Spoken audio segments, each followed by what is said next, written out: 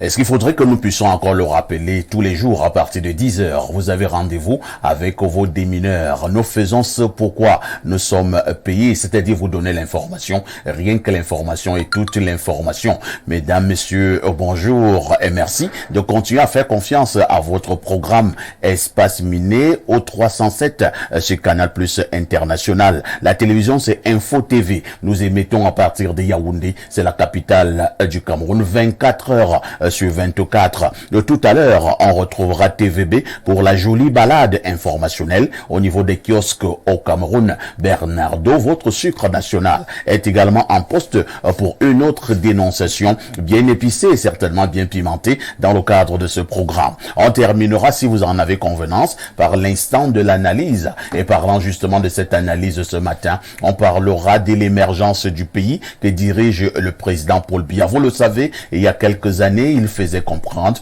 que le Cameroun devra atteindre l'émergence à l'horizon 2035. Ce matin, nous posons la question de savoir si, au regard d'un certain nombre de pesanteurs, vous avez l'impression que le Cameroun atteindra l'émergence à l'horizon voulu par le président de la République, son Excellence Paul Biya. En d'autres termes, y a-t-il des indicateurs qui montrent que le Cameroun atteindra cette émergence en 2035. Merci de continuer à nous faire confiance. Si vous nous regardez justement à l'instant, sachez que vous êtes des téléspectateurs privilégiés. On va commencer par accueillir ceux de nos amis, comme d'habitude, qui sont venus nous rendre visite une fois de plus ce matin. Je commence par Rodrigue Adalbert Evina. Rodrigue, bonjour. Bonjour, parfait ici. Et voudrais dire bonjour, perfecto. Le sac de modérateur. J'ai dit bonjour à tous mes co-panélistes. Pourquoi ne pas dire bonjour à votre assemblée générale? J'imagine que le Cameroun, le continent africain et même le monde entier vous regarde sans doute avec un intérêt particulier. Permettez-moi, parfait ici, de dire bonjour à des personnes qui ne vont jamais entendre le son de ma voix ou alors de mes salutations. Il s'agit des populations d'Nkolo-Boudou. Nkolo-Boudou est un village de la région du centre, département d'Union Infoumou. Là-bas, c'est tout un monde à part. Ils sont coupés du monde. Il n'y a absolument rien de ce côté-là. Ah bon? J'ai une pensée particulière pour toutes les populations qui vivent comme celle de Nkolo-Boudou dans l'Union Infoumou. Voilà, dans un sous-développement qui est totalement insoutenable. Mais je suis un peu triste que certains de nos aînés d'Union Infoumou, lors de leur meeting, s'amusent à dire à la presse que l'Union Infoumou se porte tellement bien et toute la population d'Union Infoumou dit merci au président de la République. Mais attendez, je ne sais pas s'il parle souvent. Attendez, si vous êtes ministre et que vous êtes d'Union Infoumou, pourquoi vous voulez dire que l'Union Infoumou se porte mal? Vous êtes ministre. Peut-être dans ce sens. Vous n'avez pas les problèmes d'électricité, vous n'avez pas les problèmes d'eau, vous n'avez pas les problèmes de carburant, vous n'avez pas les problèmes de véhicules. Je pense que c'est extrêmement méchant que d'alimenter de telles affirmations au nom de toutes les populations. Pourtant, la réalité du terrain est totalement opposée à ce type de déclaration-là. L'Union Infoumou. Et Dieu seul sait que du côté du c'est pas plus de 60 km par faire ici pour partir d'Ayos pour Nkolo-Boudou. Mais si vous n'avez pas au Bamou 6 000 francs pour payer au motoman, oubliez, vous ne voyagez pas. Incroyable. Je vous dis, c'est moins de 60 km. Et pour prendre la voiture, il faut avoir un 4x4 très solide. Pas n'importe quel 4x4. Pas n'importe quel 4, bien entendu. Donc, voyez-vous, vous partez de Yaoundé pour Ayos, vous payez 2000, mais étant Ayos pour Nkolo-Boudou, c'est pas moins de 6 000 francs. Donc, je vous laisse imaginer ce que c'est que l'état de la route. Très bien. Et les conditions dans lesquelles vivent les populations de ce côté-là. Merci, le message est passé. Rodrigue Adalbert Evina est donc journaliste. Il exerce du côté de Galaxy FM. Merci d'être là ce matin. En face de vous, on accueille le sucre national Bernardo Basson. Bernardo, bonjour. Bonjour à vous, El Perfecto. Tout à l'heure, monsieur Evina a commis une petite erreur. Il vous a appelé le sac de modérateur. J'aimerais lui dire que le sac a plusieurs variables. Le sachet, c'est un petit sac. La sacoche, c'est un sac suspendu. Donc, il devait dire le onkuta. Parce que le onkuta, c'est le sac de cacao. Les gros sacs, on met le cacao. Donc, papa ici n'est pas que le sac. Il est le onkuta. Le onkuta qui est gros. Donc, bonjour Lonkuta. Bonjour Bernardo. Bonjour à tous ceux qui nous reçoivent. Bonjour à mon frère Thierry Elanga, qui nous regardera certainement le soir parce qu'il est sûrement au travail en ce moment. Monsieur Evina parle des routes. Vous savez que je ne cesse de pleurer ici. Monsieur Evina, vous êtes du côté de Ngambé. Je reçois 5 sur 5. Parce que Ngambé, c'est l'arrondissement duquel je suis originaire, mais mon village, c'est Boudbéa, à 25 km de Ngambé. Et je vous assure que partant de Ngambé pour Boudbéa en saison pluvieuse, c'est un calvaire. Il y a quelques années, j'ai perdu une maison au cours du mois de juillet. On l'a enterrée en août, donc pratiquement cette période-ci. Et il fallait voyager pour Boudbéa. Environ 50 voitures sont parties et 3 sont arrivées au village. Incroyable. Parmi lesquelles le corbillard. Donc toutes les voitures sont calées en route, les gens ont dû replier sur Yaoundé et Douala parce que c'était impossible d'y arriver pour les obsèques d'un monsieur qu'on a tous aimé. Vous comprenez à quel point on n'arrive même plus à rendre hommage aux nôtres parce que les voies d'accès ne le permettent pas. Donc c'est choquant dans un pays dans lequel nous on avait à cette époque le secrétaire d'État en charge des routes. Vous voyez, donc il était secrétaire en charge des routes. Secrétaire d'État en charge des routes. Et qu'est-ce qu'il a fait chez vous? Non, le goudron s'arrêtait juste avant son village même. Bon, pas le goudron, la latérite, ça a été juste avant son village. Donc lui-même, son village n'a pas pu, ne serait-ce qu'aménager la voie d'accès. Il venait souvent là-bas? Nos villages. Mais une fois lors d'un meeting à Ngambé, on lui a dit, on va te débarquer. Il a dit, vous ne méritez pas de route. On lui a dit, ok, on ne mérite non plus un secrétaire d'État en charge des routes. Donc vous avez commencé à vous quereller? Oui, on s'est chamaillé là, et puis justement, juste après, on l'a évincé. Donc ce niveau de méchanceté, ce niveau d'inhumanité, ce niveau de bestialité quand même est assez ineffable. Mais est-ce que c'est vous qui l'avez nommé? Il n'a pas de compte à vous rendre. Sauf qu'il était censé représenter nos intérêts au sommet de l'État, parmi lesquels ceux de tous les Camerounais. C'est-à-dire, il n'y a pas que pour nous, ceux de Ngambé, mais aussi ceux de tous les Camerounais. On a l'impression qu'il a plus pensé à certains qu'à d'autres. Merci beaucoup. Bernardo, ce jour, c'est la journée internationale au mondial de quoi? Nous sommes le 23 du mois d'août, c'est la journée mondiale de commémoration de la traite négrière et de son abolition. Vous savez, ce chapitre de l'histoire qui a fait couler beaucoup d'encre, et ce chapitre tellement noir parce que de nombreux êtres humains ont été bestialisés, ont été animalisés, ont été chosifiés, déshumanisés. Des femmes ont été violées, tuées, des hommes ont été assassinés, perforés. Certains ont travaillé dans des champs plus qu'il n'en fallait, et forcément ça reste une page de l'histoire qui ne se tournera jamais complètement. Parce qu'il faut recoudre les liens avec l'histoire pour mieux se préparer pour l'avenir. En réalité, Bernardo, lorsque nous parlons de la traite négrière, lorsque nous parlons de l'esclavage, il faut dire que l'Afrique a été soumise à cette affaire pendant un peu plus de 3 siècles. Hein. Il faut peut-être que ceux qui nous écoutent un peu plus de 3 siècles. Que durant des centaines d'années, je pense qu'il va falloir que l'Occident et les États-Unis puissent dédommager ces pays qui ont subi la traite négrière. Parce que quand on parlait de traite négrière, on venait prendre des hommes robustes, on venait prendre des hommes costauds, on venait prendre des hommes intelligents. C'est eux qu'on amenait de ce côté-là. Cela signifie qu'on vidait l'Afrique de sa fine fleur. Si vous étiez un écervelé, un soulard, on ne vous prenait pas, vous n'étiez pas important. Donc ce sont ce genre de personnes qu'on laissait donc à l'Afrique. Est-ce que ceci peut expliquer cela? Je n'en sais rien. Il faut noter qu'il y a 2 piliers par lesquels les Occidentaux passaient pour procéder par ce trafic-là. Le premier, c'était la complicité de certains de nos chefs leaders de l'époque, il faut très bien le dire. Et le second pilier était le discours religieux. Donc c'est à travers la religion, vous allez voir que même dans la Bible, il parle d'esclavage. Vous prendrez vos esclaves parmi vos couches, etc. Donc à travers la religion, il y a même une autre bonne partie de la Bible où on vous fait comprendre que si l'on vous gifle de la joue gauche, il faut montrer magistralement la joue droite. Vous comprenez que cela peut avoir plusieurs sous-entendus. Ce sont ces versets que les prêtres de l'époque utilisaient à l'endroit de, comme on nous appelait à l'époque, les nègres, pour leur faire comprendre que non, ce n'est pas une mauvaise chose. Que vous soyez tabassé, tout au contraire, vous faites la volonté de Dieu. C'est-à-dire que le monsieur qui vous tabasse, il agit au nom de Dieu. Sauf que ça n'a pas complètement changé, c'est la forme qui a changé, pas le fond. Et d'ailleurs, demain, je vais dénoncer une situation qui tend à démontrer que les Noirs sont toujours particulièrement maltraités. Mais il faut bien que les Africains fassent naître une classe de leaders émergente, une classe de leaders intelligents et structurés, pas que les sous-préfets et puissances occidentales qui continuent de nous maintenir dans un tel système de domination. Vous avez parlé de sous-préfet. J'ai lu ce matin sur un réseau social un procureur qui recadre brutalement un sous-préfet. Hein. Mais on a bien fait, on essaie de cacher, de masquer l'endroit où le sous-préfet en question exerce. Ce procureur-là, je vais parler comme au quartier, il n'est pas simple. Hein. Il a recadré brutalement le sous-préfet. Je me dis que l'affaire-là ne va pas s'achever comme ça. Si dans l'actu peut-être TVB, peut-être cela ressort, je pourrais donner un avis. Parce que je n'ai pas clairement, je n'ai pas eu les éléments. Vous voyez. Je pense que nous-mêmes, nous n'allons pas laisser cette affaire. Nous allons enquêter. Parce que je ne sais pas pourquoi le procureur était si courroucé. Il a parlé au sous-préfet comme s'il parlait à son domestique.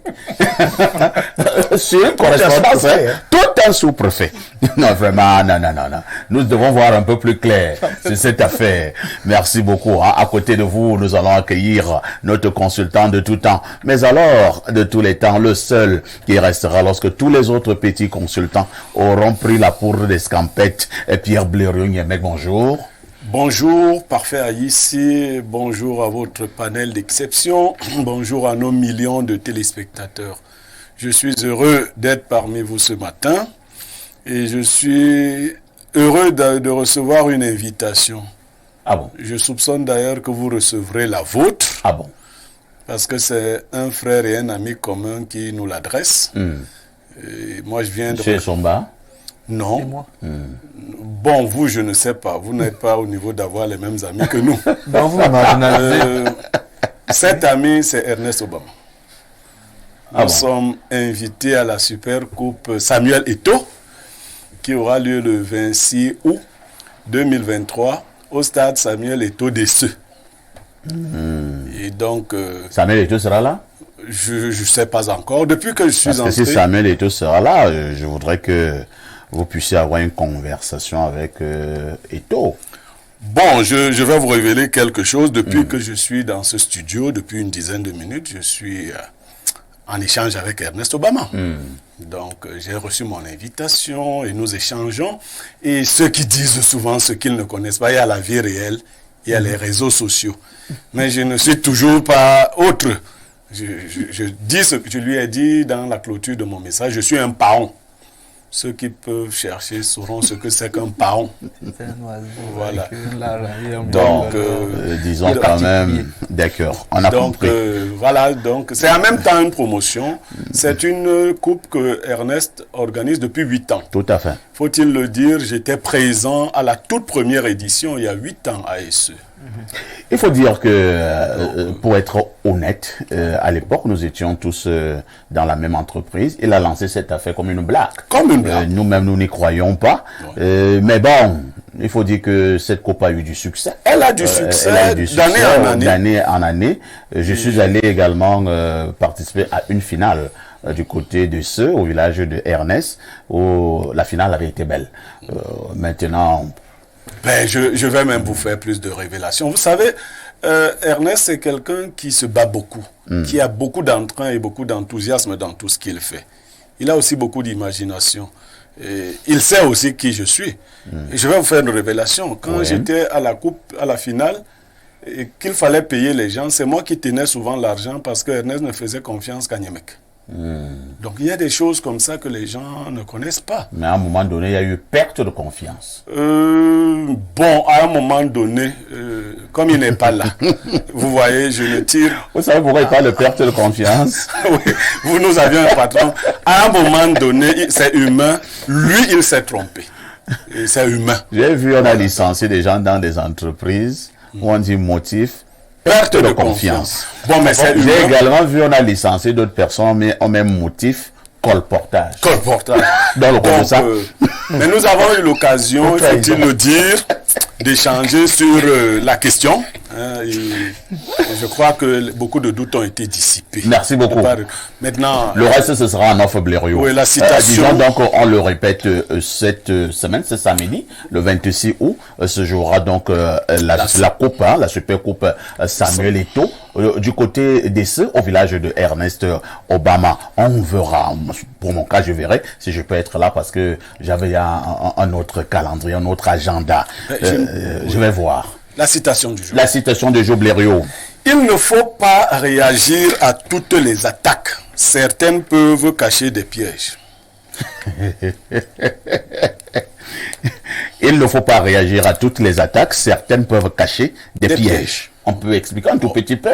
Oui, mais attendez. Vous voyez, lorsque la lame de scie frôle le serpent et que le serpent décide de s'en prendre à la lame de scie. C'est vrai que j'ai vu une autre image, toujours sur les réseaux sociaux. Un monsieur était en train de, j'ai oublié un peu le nom, le véritable nom, extrait du lait. Ouais. De vache. Des traires. Merci Blériot. Ouais. De ce lait de la vache. Ouais. Et la vache a bousculé le monsieur avec une patte. Le monsieur s'est tellement énervé. Et il avait presque rempli un seau de 10 litres. Il a aussi donné un coup de pied à la vache. Et en donnant un coup de pied à la vache, le seau de lait s'est versé. Ouais. On a également dit, leçon, vous n'êtes pas obligé de réagir à toutes les attaques. Donc, certaines peuvent comporter. On a dit, si le monsieur s'il ne partait pas aussi donner un coup de pied à la vache, voilà, il ne devait pas perdre son seau de lait. Voilà. Pierre Blériot, mec, merci une fois de plus pour cette autre sagesse matinale. Nous prenons la première transition. Théophile Vianney-Bia, bonjour. El Perfecto, bonjour. Bonjour à votre riche et impressionnant panel ce matin. Bonjour également à toutes les téléspectatrices et à tous les téléspectateurs fidèles que je retrouve encore une fois de plus. Peut-être pas une fois de trop. Ce petit bouquet de fleurs à votre gauche, c'est pour séduire quelle fille ce matin? C'est pour séduire les oreilles des téléspectatrices et même les yeux des téléspectatrices. Juste les oreilles et les yeux des téléspectatrices. Théophile Vianney-Bia est le plus jeune des journalistes qui, justement, vous donne la revue, la presse avec beaucoup de maestria. On ne le dira jamais assez.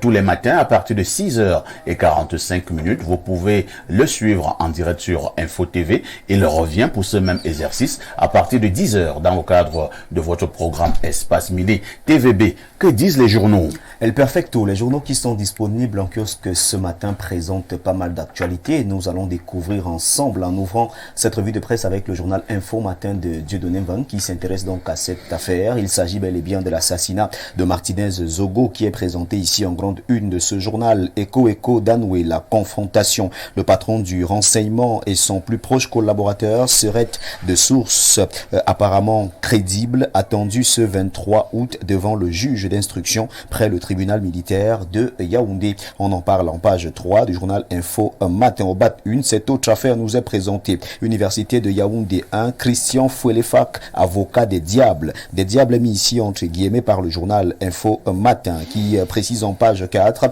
que de l'avis de nombreux observateurs avertis, le prof de l'université de Chang, par ailleurs politicien du dimanche, n'est pas seulement un cancre dont le parcours académique est sujet à caution, mais aussi et surtout un imposteur qui étale au grand jour ses limites sur la connaissance des textes qui encadrent le fonctionnement des enseignants, lesquels ne relèvent pas seulement du ministère de l'enseignement supérieur. On en parle donc avec le journal Info Matin en page 4. Parlons de rentrée scolaire 2023-2024 et c'est le bi-hebdomadaire La Météo. C'est bi-hebdomadaire d'information, d'enquête, d'analyse et de reportage qui nous fait donc savoir qu'il y aura donc une sécurité sans pareil. Rentrée scolaire 2023-2024, sécurité tous azimuts dans tout le pays. C'est la quintessence de la réunion d'évaluation sécuritaire qu'a présidé ce 22 août à Yaoundé le MINDEF Joseph Betty Assomo sur très haute instruction du chef de l'État Paul Biya. Rencontre à laquelle ont pris part le MINAT Paul Tanganji, le DGSN Martin Bargangele,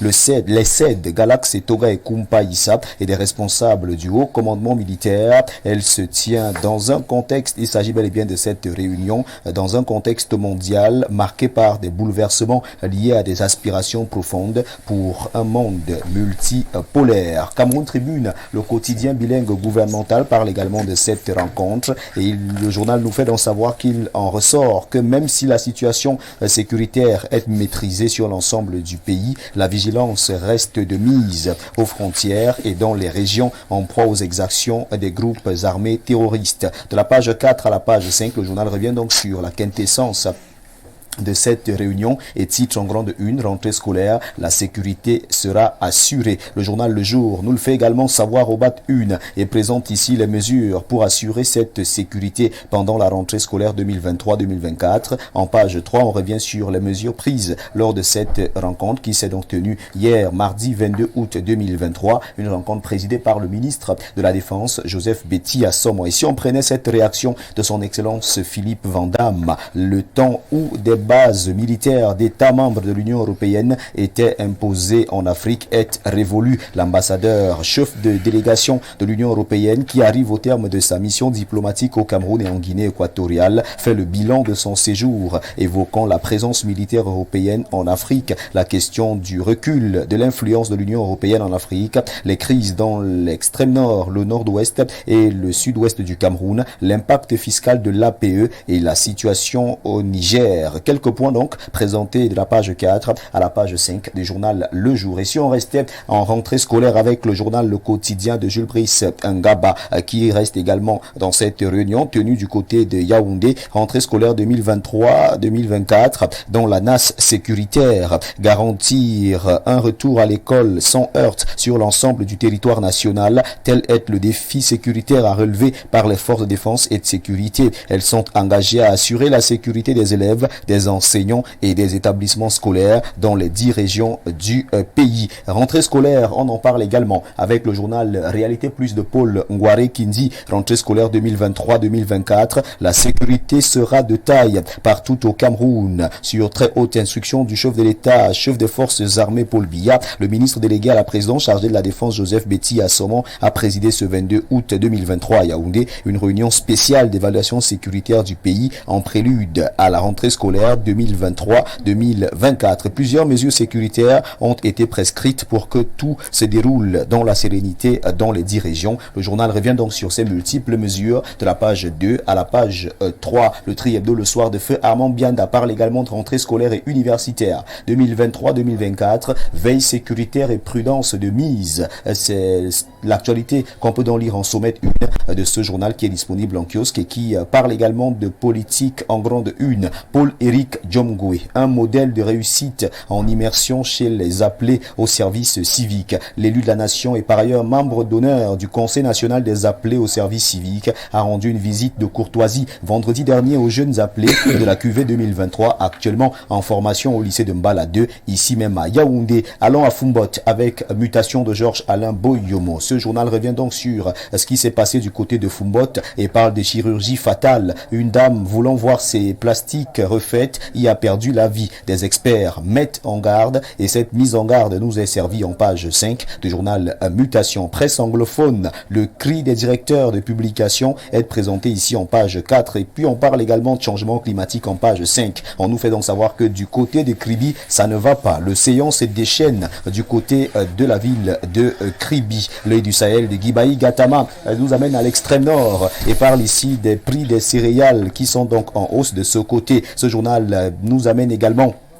à Yaoundé où cette actualité nous est présentée en page 9. On nous fait donc savoir qu'un enfant de 12 ans vole 900 000 pour satisfaire sa copine. Qu'est-ce qui s'est réellement passé? Le journal en parle ce matin et revient donc avec cette actualité en page 9. Le messager de feu Pius Njawe parle ici de CHAN de volleyball Dames 2023. Le Cameroun en demi-finale, victorieuse du Maroc après un match de quart de finale à rebondissement hier. Les Lions indomptables affrontent ce soir l'ogre Kenya régnant qui nourrit des envies de couronne. Le Crion Info parle également de Chan Volleyball. Les Lions toujours en lice. Le parcours des Lions est donc présenté en page 9 du journal de Jérôme Ekoto qui parle également de cette coopération. Le FMI Cameroun, vision commune à l'issue d'un nouvel accord de partenariat. Les deux parties sortent bénéfiques. De nombreux enseignements et engagements amorcés de la page 3 à la page 5. On en parle ce matin. Nous refermons cette revue de presse avec le quotidien Émergence qui nous dit donc que du côté de Douala,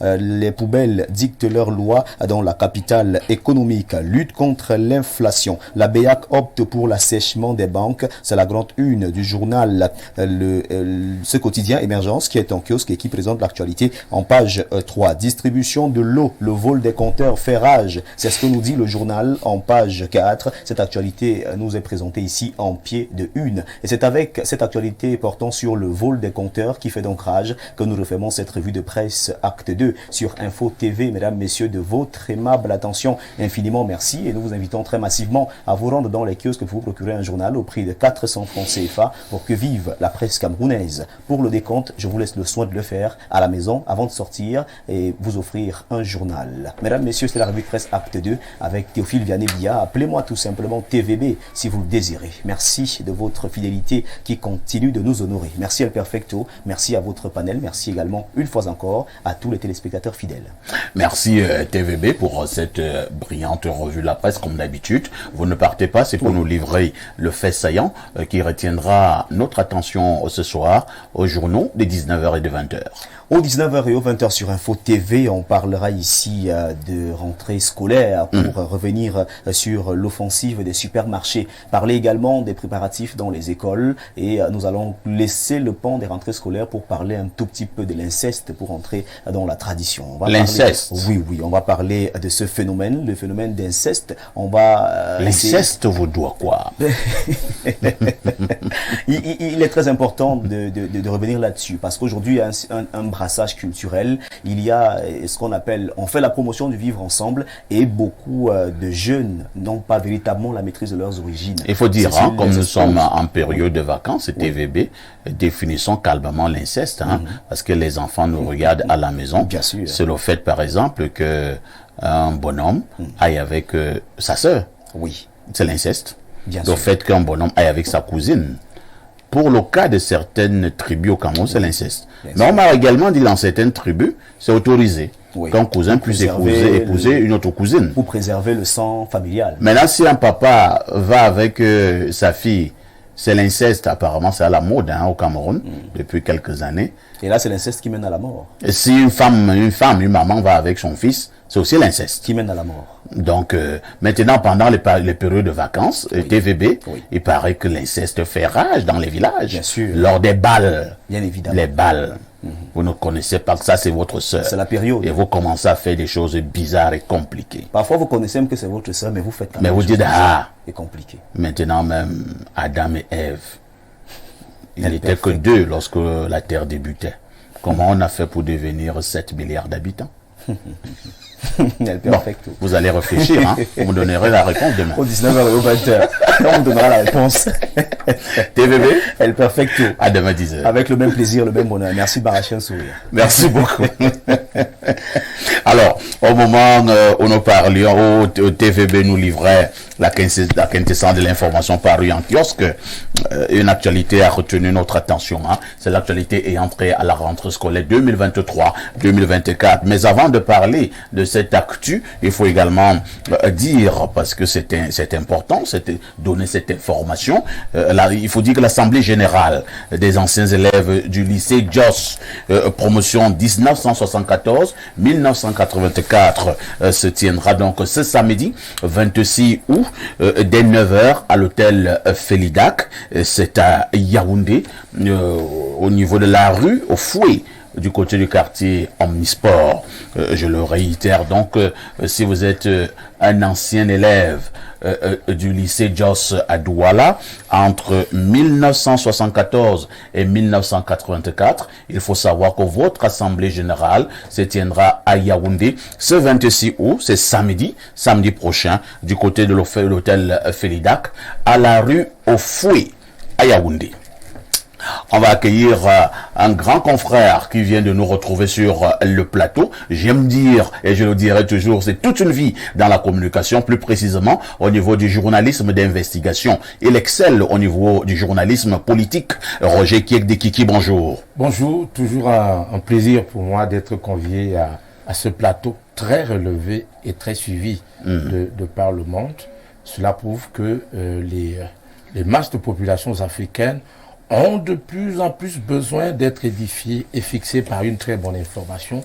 Et nous sommes les ouvriers à la tâche pour leur apporter cette bonne information. Merci pour l'invitation. Merci Roger Kiekdekiki qui officie du côté de Royal FM à Yaoundé. On y reviendra lui tout à l'heure. Le temps d'avoir l'avis de Rodrigue Adalbert Evina. Rodrigue Adalbert Evina, une bonne partie de la presse camerounaise revient sur cette information et entrée à la rentrée scolaire 2023-2024 qui débute le 4 septembre prochain. En rapport donc à cette rentrée, le ministre délégué à la présidence en charge de la défense, Joseph Betia Somon, a tenu une grande rencontre hier avec ceux qui sont en charge de la sécurité au Cameroun. Il y assistait par exemple le secrétaire d'État à la défense en charge de la gendarmerie, le délégué général à la sécurité nationale, Martin Barganguele, et il ressort, selon le journal La Météo du très grand frère Dieudonné Mvan, que la sécurité tous azimuts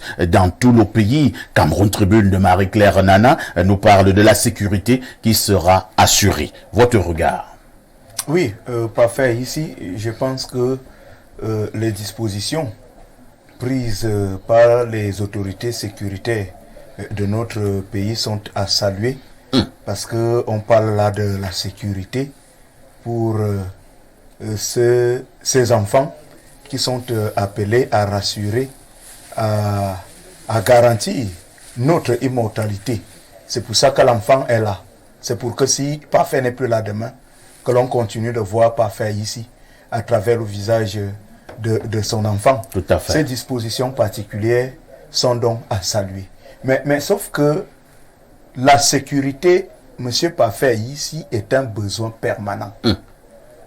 Voyez-vous dans la ville de Yaoundé, vous êtes forcément sur les réseaux sociaux, vous entendez parler de ces agressions à bord des taxis, Tout à fait. de ces enlèvements, de ces quartiers où l'anarchie, véritablement, a pris le dessus sur les droits des citoyens. Allez-y, en Van, du côté d'Anvan, Etoudi et même Mvokmbi.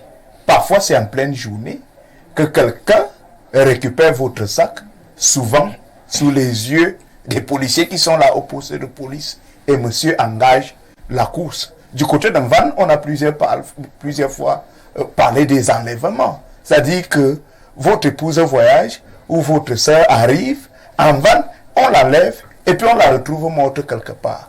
Entre-temps, on parle quand même d'une ville de Yaoundé sur le plan sécuritaire qui bénéficie d'un certain nombre d'instruments technologiques, parmi lesquels les caméras. Par exemple, au niveau de la ville de Yaoundé. Les caméras de surveillance. Des caméras de surveillance. Mais comment on fait pour qu'au niveau d'avenue Kennedy, là, en plein centre-ville, un bonhomme vous arrache le téléphone et puis disparaît avec ce téléphone comme ça? C'est-à-dire que vous ne le retrouvez plus. Tout ça fait partie de l'insécurité. C'est pour ça qu'il dit, il n'y a pas que nos élèves. Tous les citoyens camerounais ont besoin de sécurité, ont besoin de vivre dans une quiétude totale. Encore plus que, vraiment, autour de nous, il y a des compagnies de gendarmerie partout, il y a des commissariats partout. Moi, je ne voudrais même plus revenir sur la corruption, qui est telle que vous réussissez quand même à traquer votre bandit, que vous remettez, parce que nous sommes en état de droit, que vous remettez à la police. Mais si maintenant il parle financièrement plus fort, vous arrivez le lendemain, monsieur a été libéré. En tout cas, là-bas, c'est tout un autre débat. Mais je voudrais tout simplement dire que la sécurité est un besoin permanent, et je tiens à dire à nos autorités qu'il n'y a pas que les élèves. Il n'y a que toute la nation a besoin de sécurité. Merci beaucoup. Votre message est passé, hein? Mais sauf que pour l'instant, nous avons d'abord un fait pressant. La rentrée, c'est dans quelques jours. Et le ministre, comme nous l'avons dit, délégué à la prise en charge de la défense, Joseph Betiasson, a donc présidé une grande réunion à cet effet. Hier, il fallait parler de sécurité. Pierre Blériot-Niamec, je vous amène sur une autre région de manière un peu plus précise. Lorsque nous parlons de cette sécurité, ayant trait à la rentrée scolaire, je vois rapidement la situation au nord-ouest et au sud-ouest. Mais vous savez, moi je n'aime pas particulièrement les rituels. Les rituels.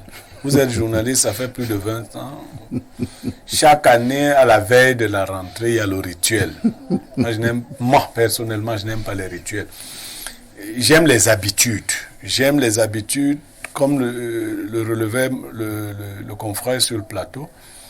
La sécurité n'est pas un besoin spontané. C'est une urgence de tout le temps. Et la région que vous évoquez, donc, est encore plus exposée. Je fais une pirouette en passant par Yaoundé. Et je rejoins directement le Nozo. Il a évoqué une situation qui est quand vous voyez une moto arriver vers vous maintenant à Yaoundé, faites attention. On va en parler demain, hein. C'est le thème de demain. On va en parler. Des agressions dans des taxis. Je profite de la une de Info Matin de Cameroun Tribune pour dire au ministre que c'est bien le rituel des rentrées scolaires. C'est bien pour nous. Ce sont nos enfants, ce sont vos enfants. Mais ne nous laissez... véritablement, nous sommes en insécurité. Nous vivons déjà dans ce pays comme s'il n'y a pas les FMO. Ça, c'est la vérité. C'est-à-dire que vous marchez à Yaoundé, les bandits en journée font plus peur que tout le monde. On a quand même été à Yaoundé depuis un certain temps. On voyait des gens en civil qui étaient des anti-gangs, qui neutralisaient tel qu'il y avait... Non, attendez, les policiers et les gendarmes, vous êtes où actuellement? Tout le monde est enfermé dans les bureaux, les enquêtes. Tu ne vas pas sortir, hein, si tu ne donnes pas ce... Non, c'est pas ça. C'est pas cela, vraiment. Les policiers, les gendarmes, c'est pas pour être enfermés dans les brigades. On est enfermé dans la brigade, on agresse des gens sur la route de la brigade. Non. C'est pas comme ça. Vraiment, c'est pas comme ça. Nous sommes en insécurité. Le Nozo l'est davantage. En dehors des grandes villes. Bamenda Boya, Limbe. Vous venez de citer. Mais même. Mais à Bamenda, il y a pratiquement 2 mois. Ils ont frappé. Non, ils frappent quand ils veulent. Ils frappent quand ils veulent. Mais vous ne pouvez pas quitter Boya et commencer à vouloir entrer plus loin. Ça vaut risque et péril. Si vous voulez, par exemple, le Lébialem. Parce que Boya, c'est Fako. Mais si vous allez dans... Non, nous sommes en insécurité. Et nos frères de ce côté-là doivent sentir que nous nous préoccupons. L'État du Cameroun, c'est vrai qu'il mène une guerre inutile qu'on aurait pu éviter depuis longtemps. Bon, mais la guerre est déjà là. Il faut renforcer. On a besoin que les enfants de là-bas rentrent dans les écoles avec sérénité. Vous voyez, beaucoup ont migré vers nos villes. Et il faut le dire, bien que ce soit nos frères, que l'insécurité est aussi due aux migrations qui ont lieu du nord-ouest vers le sud-ouest. Oui, il faut le dire. Parce que c'est des gens, pour la plupart, qui n'ont pas d'emploi quand ils arrivent ici, qui ont une insertion difficile, qui ont aussi des habitudes que nous ne connaissions pas. Donc ça fait un cocktail qui n'est pas bon à prendre. Merci. Roger Kiek de Kiki, parlant justement de cette sécurité. Moi, je n'ai pas de cours à donner au FMO, aux forces de maintien de l'ordre, mais je suggère, en vous posant une question, est-ce qu'il n'est pas mieux qu'on puisse quand même s'arranger, avoir des éléments de manière permanente maintenant au niveau des établissements scolaires? Ça fait aussi partie de la sécurité, non? Oui. Alors, j'ai failli dire à mon voisin d'à côté, quand il avait la parole, lui poser la question de savoir comment on fait au Burkina Faso quand tu as oublié ton téléphone dans un taxi pour qu'on vienne te le remettre. La même chose au Ghana. Parce que c'est un état d'esprit. Et la sécurité, elle est collective. C'est-à-dire que les populations doivent aussi travailler à sécuriser l'environnement dans lequel on vit. Vous arrivez en N'Djamena au Tchad, tout de suite, on sait qu'un étranger est arrivé. Les populations renseignent. Nous autres, dans ce pays, nous cachons nos bandits dans nos maisons. Nous les connaissons, nous les protégeons et nous ne les dénonçons pas. Vous savez, l'insécurité a beaucoup réduit, a beaucoup baissé à Douala quand les populations ont commencé à faire des comités de défense. On te trouve en train d'agresser, tu sais ce qui t'attend. Je ne dis pas que j'encourage la justice populaire, mais tu sais ce qui t'attend, il faut dire ça. Voilà. Donc, à un moment donné, les gens ont, ça a réduit, ça a diminué. Dans les quartiers à Douala, si tu n'es pas du quartier, tu rentres à une certaine heure, des jeunes gens t'accueillent, te demandent tu vas chez qui, on te conduit jusqu'au domicile de la personne. Si tu as menti et que tu n'allais nulle part, tu sais encore ce qui t'attend. Donc en réalité, vous savez, moi, nous autres journalistes politiques depuis très longtemps, il y a des fois où je finis mes plateaux pour les services de sécurité et d'intelligence de ce pays, ils savent où me trouver. Et ils m'ont dit un jour, nous ne pouvons pas nous cacher. Si tu es même en sécurité, tu parles et rien ne t'arrive, c'est parce que nous travaillons. En réalité, ces services font déjà beaucoup.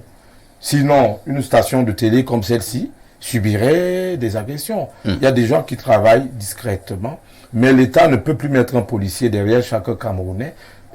Il fait déjà beaucoup, mais ce n'est pas suffisant. On en demande toujours. Par contre, pour commencer à répondre à la question que vous m'avez posée, il y a une compagnie de sécurisation des établissements scolaires. Elle est logée juste à côté du bois Sainte-Anastasie, non loin du collège de la retraite. Tout à fait. Cette compagnie, c'est parce que les gens ne savent pas. Quand vous avez un problème dans un établissement scolaire, vous téléphonez. Ces gars-là appliquent dans les minutes qui vont suivre. Je les ai déjà vus intervenir au lycée d'Oncoleton pour neutraliser des bandits qui venaient vendre de la drogue en plein établissement. Pour venir même agresser les élèves à l'intérieur de l'établissement. Nous devons donc faire un maillage entre les populations et ces forces. Vous voulez faire comprendre que les populations elles-mêmes, c'est-à-dire vous et moi, nous devons aussi aider les forces de maintien de l'ordre. Aujourd'hui, ça ressemble à de l'asymétrie. Les bandits vivent avec nous.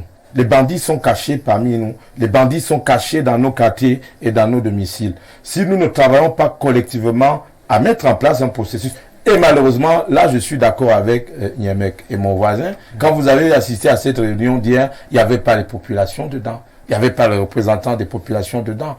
Et je vous rappelle que lors de la dernière conférence des gouverneurs, le ministre de l'administration du territoire a mis sur la table la question de la sécurité. Vous avez vu comment le décès tragique d'un jeune homme à Nanterre en France a plongé tout le pays dans le chaos. Les moments comme ceux de la rentrée scolaire sont les moments choisis par des forces hostiles. Quand on parlera tout à l'heure de l'émergence, vous verrez que la sécurité renforce un État fort et c'est l'un des critères de l'émergence d'un pays. Les forces hostiles choisissent des moments comme ceux de la rentrée scolaire pour taper dans le mille et faire un coup d'éclat. On ne doit pas se limiter à l'annonce telle que le ministre l'a fait, mais on doit travailler structurellement à faire en sorte que la population vienne dans nos maisons. Quand on créait les postes de police de proximité, j'avais cru que c'était pour que les gars patrouillent. Je me souviens encore du vieux sans payer d'autrefois. On vous voit dans la nuit, on vous demande où vous allez. Je me souviens des anti-gangs en civil qui étaient disséminés dans la population et qui pouvaient faire feu à un moment donné pour stopper l'insécurité. Ça aussi, ça nous manque parce que les policiers et les gendarmes ne doivent pas aller se coucher à 19h et à 20h comme les populations ordinaires. Les services doivent structurer. Parfois même, ils disent que les femmes avec nous dans les bars. Ceux qui ont travaillé sur le plan de la paperasserie se couchent, mais les forces opérationnelles se lèvent le soir pour justement se mettre à travailler. Ça apportera davantage de sécurité et de confiance parmi les populations. Merci Roger. Bernardo, nous ne disons pas que les forces de sécurité au Cameroun ne font absolument rien. Elles travaillent déjà, mais nous voulons, au regard de la situation d'insécurité actuelle, que ces forces puissent travailler davantage. Les temps faciles créent les hommes faibles. C'est pas moi qui l'ai dit. Donc nos FMO ont été habitués à un certain moment au temps facile, parce que les gouvernants ont permis que la corruption fasse son lit, les gouvernants ont permis que chacun soit roitelé là où il voulait, ce qui a bien sûr littéralement tué en ces FMO l'esprit guerrier, l'esprit conquérant qui leur a été insufflé lors de la formation militaire, me semble-t-il. aussi les conditions d'accès à CFMO sont parfois tellement questionnables qu'à terme, on se demande si les personnes qui sont vraiment animées par l'esprit de sécurité, par l'esprit de compétition ou par l'esprit de sauvegarde de la sécurité de la République. Il faut bien le noter. Sauf que lorsqu'on parle de sécurité à l'école, qui est-ce qu'on protège de quoi lorsque parfois ces mêmes élèves eux-mêmes sont victimes ou coupables d'agression? Parce que on parle de sécurité à l'école, mais les élèves parfois eux-mêmes sont des agresseurs, sont des drogués. Je voulais justement prendre ce pan. C'est-à-dire quand on parle même de cette sécurité, dans bon nombre d'établissements, les élèves eux-mêmes constituent déjà l'insécurité. Moi, je vous dis que j'ai été enseignant, M. Niemek aussi. Il sait qu'aujourd'hui, l'un des lieux où la drogue fait son lit au Cameroun, c'est les établissements. Je vous ai dit que moi, j'ai mon fils qui a fait l'internat du côté de Mbalmayo. Et ce qui me rapporte tous les jours, c'est ineffable, c'est inimaginable. Donc, vous voyez qu'aujourd'hui, on peut demander à ce que les gens soient davantage sécurisés, mais les citoyens eux-mêmes sont coupables de l'insécurité qui est grandissante. Mais surtout, M. Niemek a parlé du rituel. Également, il me pose fondamentalement problème en ceci que, sur les 10 dernières années, est-ce que le DGSN, le CED, le MINDEF peuvent nous établir un rapport sur l'avancée de la lutte contre l'insécurité? Est-ce qu'on peut avoir un bilan? Par exemple, qu'il y a 10 ans... Peut-être, il y a des bilans, Bernardo, mais les bilans ne sont pas soumis à vous et moi, peut-être. Non, pourquoi? Puisque nous sommes directement concernés. S'ils ne sont pas soumis à nous, parce qu'on n'a pas droit de contrôle sur ces bilans-là, ils peuvent quand même être traités sous forme d'information. Par exemple, dans telle ville, il y avait 50 bandits réputés. Parce que ce que vous devez savoir, c'est que quand vous grandissiez, dans vos quartiers, vous saviez que tel est un grand bandit qui vit là-bas, un grand voleur qui vit ici. Qu'est-ce qu'on leur faisait? Rien. Donc, quelque part, il y a une complicité au pire, ou alors un silence complice, ou une léthargie coupable. Certaines autorités qui laissent faire. Et une fois qu'on laisse faire quelque chose, elle grossit, elle grandit, elle s'épaissit, elle devient dangereuse, elle devient cancérigène ou cancéreuse. Donc, on a dans nos quartiers, dans nos écoles, dans nos maisons, des parents qui sont complices. Ici, les FMO, je ne les dédouane pas complètement, mais je ne tire pas sur elles. Parce que certains parents savent que leurs enfants volent, ils laissent. Certains tontons savent que les neveux volent, ils laissent. Et également, les policiers savent que certains bandits volent, ils vont fumer avec eux la drogue, ils vont coucher avec eux les femmes et boire la bière. C'est le cas. Donc, c'est un problème systémique qui est endogène. Est-ce qu'il y a des policiers qui prennent la drogue? Non. Oui, il y en a. Non. Mais il y en a. Il y a des policiers, il y des en a gendarmes qui se qui... droguent. Et je voudrais, Bernardo, si tu permets, il y a un pan d'insécurité qu'il faut dénoncer. Vous demandez aux populations de collaborer avec les forces, les FMO. Oui.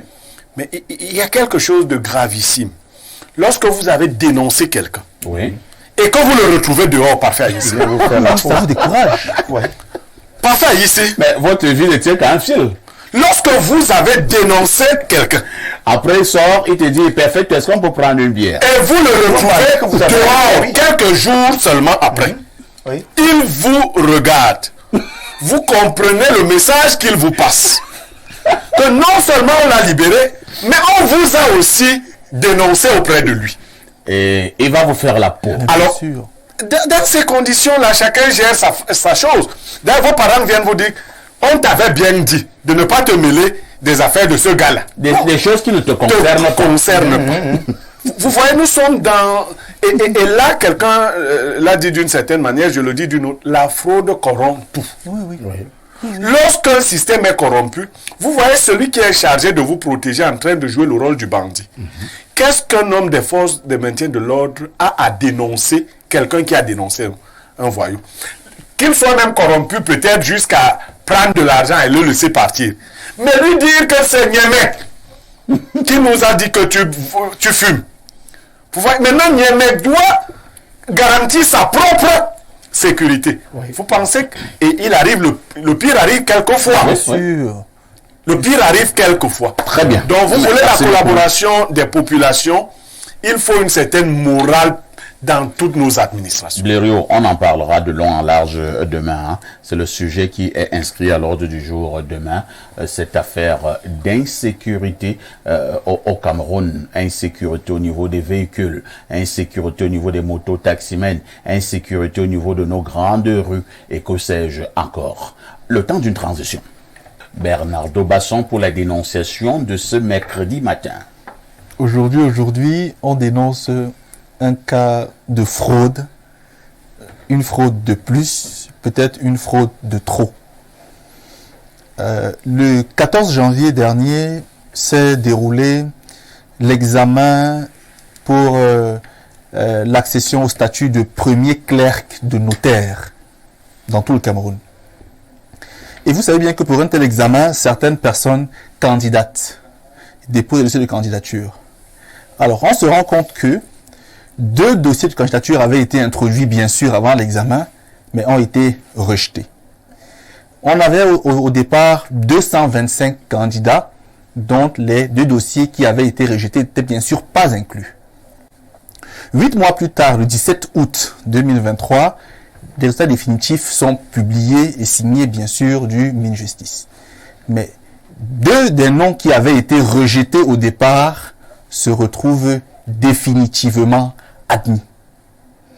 Et la curiosité, c'est que ces 2 noms avaient ou ont un même parrain ou une même marraine, qui est la présidente de la Chambre des notaires. Donc, depuis quelques jours, à l'ordre des notaires, ça va dans tous les sens. On se demande comment des personnes, des dossiers avaient été rejetés, peuvent être définitivement admises. Et le pire, c'est que, d'après les textes qui régissent leur profession, pour candidater, il faut avoir passé au moins 3 ans en études, en stage. Et les 2 dossiers qui posent problème aujourd'hui ont été officiellement admis le 17 décembre 2022, mais ont composé le 14 janvier 2023. Non, 27 décembre 2022. Donc, on n'est même pas à 3 semaines, alors qu'on demande 3 ans. Donc, des personnes sont officiellement admises en stage en décembre 2022, composent en janvier 2023, déjà c'est irrégulier, du coup on rejette leur dossier, mais elles se retrouvent admises à l'issue. Donc c'est assez grave. Très bien. Ce qui fait que ce matin, j'ai voulu que des mineurs en parlent pour qu'on sache que c'est un peu trop dans ce pays, c'est un peu trop gros, un peu trop flagrant. Est-ce que les personnes anonymes n'ont pas le droit d'exister? Mais surtout, on a pris 8 mois pour sortir les résultats de 225 candidats qui n'ont composé que sur 3 matières. Et pourtant, le bac, qui a souvent 10 matières ou plus, et qui a plus de 200-300 000 candidats parfois, est délibéré et rendu public en l'espace de 6 semaines. Donc, au Cameroun, il faut comprendre qu'il y a un gros problème. Bon, il faut dire hein, qu'au niveau de votre dénonciation, il y avait le premier aspect. Je voulais vraiment le mettre entre guillemets. Vous avez voulu faire comprendre que ces 2 candidats ont le soutien de la présidente. Non, ici, ce n'est pas... Non, je vous ajoute quelque chose. Oui. Dans la règle, ces corps-là demandent le parrainage. Il est clair. Donc c'est pas parrainage dans notre sens. Non, c'est pas dans la règle. C'est la règle. C'est péjoratif. C'est comme dans le barreau. Vous mettez bien le nom de votre parrain. Donc on sait que c'est Papa ici qui avait parrainé la bêtise que Nyemera. C'est obligatoire, c'est une condition obligatoire pour être candidat. Les bêtises de Nyemera, c'est ici qui avait parrainé ça. Rodrigue Adalbert Evina, ce qui m'attire un peu plus, et là c'est très visible, c'est la chute presque de votre dénonciation, où vous nous faites comprendre qu'il faut 3 ans, mais ces bonhommes n'ont même pas fait 1 mois pour participer à l'examen. Et là, on peut dire qu'il y a une violation flagrante des textes. Bien sûr. Rodrigue Adalbert Evina. Voilà. Parfait, ici, vous savez, les sociétés où vous trouvez beaucoup de citoyens révoltés, ou alors des citoyens rebelles, tout simplement, ce sont des sociétés dans lesquelles le principe de l'état de droit a été très gravement violé. Il faut que nous fassions, reconnaissions aux enfants de certains privilégiés de la République le droit justement d'aspirer à se faire une place dans la gestion de la nation, parce que ce sont les citoyens du pays. Mais maintenant, il faut que les chances soient données de manière égale. Je n'ai pas de problème à ce que le fils d'un ministre postule, c'est-à-dire fasse un concours. C'est un Camerounais. Voilà, c'est un Camerounais. Mais s'il est brillant, Qu'ils réussissent. et qu'il réussisse, il n'y a pas de problème. Je vais prendre un exemple simple. Mais qui peut dans ce pays contester l'intelligence du professeur Mathias Eriko Onangini? Personne, à part les hiboux. Voilà, à part les hiboux. Non, c'est pas le travail des hiboux là. Voilà. Donc, c'est pratiquement impossible. Mais maintenant, c'est juste, ce qui dérange, c'est le favoritisme grossier. Vous voyez? C'est-à-dire cet alliement de force. En fait, une espèce d'arrogance exhibée. C'est-à-dire que on vous montre systématiquement que, en fait, c'est nous qui sommes là. Et puis le pays nous appartient. On en fait ce qu'on veut. Mais je vais dire à Bernardo que ceux qui se sont retrouvés là, en fait, dont les noms sont contestés, ils sont moins vivants. Vous savez que du côté de l'ENAM, parfois quelqu'un lui est mort. On a dit paix à son âme 1000 fois. Il est major. Mais il est major De la promotion. de la promotion à l'ENAM. Il y a même des sous-préfets qui sont souvent nommés alors qu'ils sont morts comme des C'est-à-dire préfets. que quelqu'un n'est plus en vie.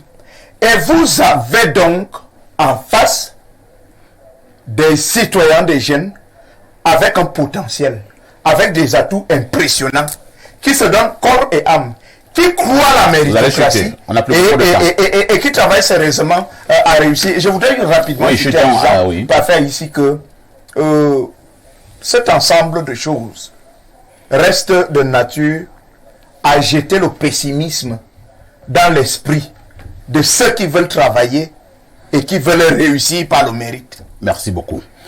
Roger Kiek de Kiki, ce qui est quand même surprenant est que nous sommes là en plein cœur dans un domaine où l'on pense que seul le droit devrait dicter la loi. Très bien. Domaine judiciaire. Domaine judiciaire. Voilà. À travers cette dénonciation, on peut se rendre compte que des valeurs telles que l'égalité, égalité des chances pour tous, l'équité ont été piétinées.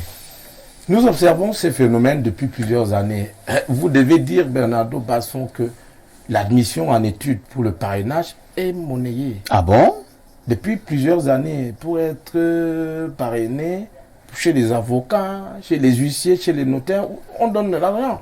Vous avez des gens qui n'auront jamais de l'argent. Mais vous avez des gens...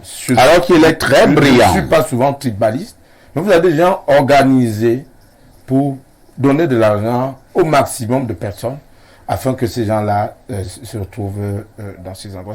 Pour être dans une étude comme stagiaire et postuler, on paye. Et cela commence à se faire voir au niveau justement de ces corps de métier. Vous avez dit vous ne voulez pas être tribaliste, disons donc vous allez voir une ou deux communautés excellent maintenant dans ces corps de métier. Bon, faites un pointage, vous allez voir. Allez questionner les présidents et les présidentes de ces ordres. Parce qu'ils ne sont plus parlants sur le plan financier. La critique a été formulée depuis très longtemps, au niveau du bâtonnat, au niveau de ces ordres-là, même à l'ordre des médecins.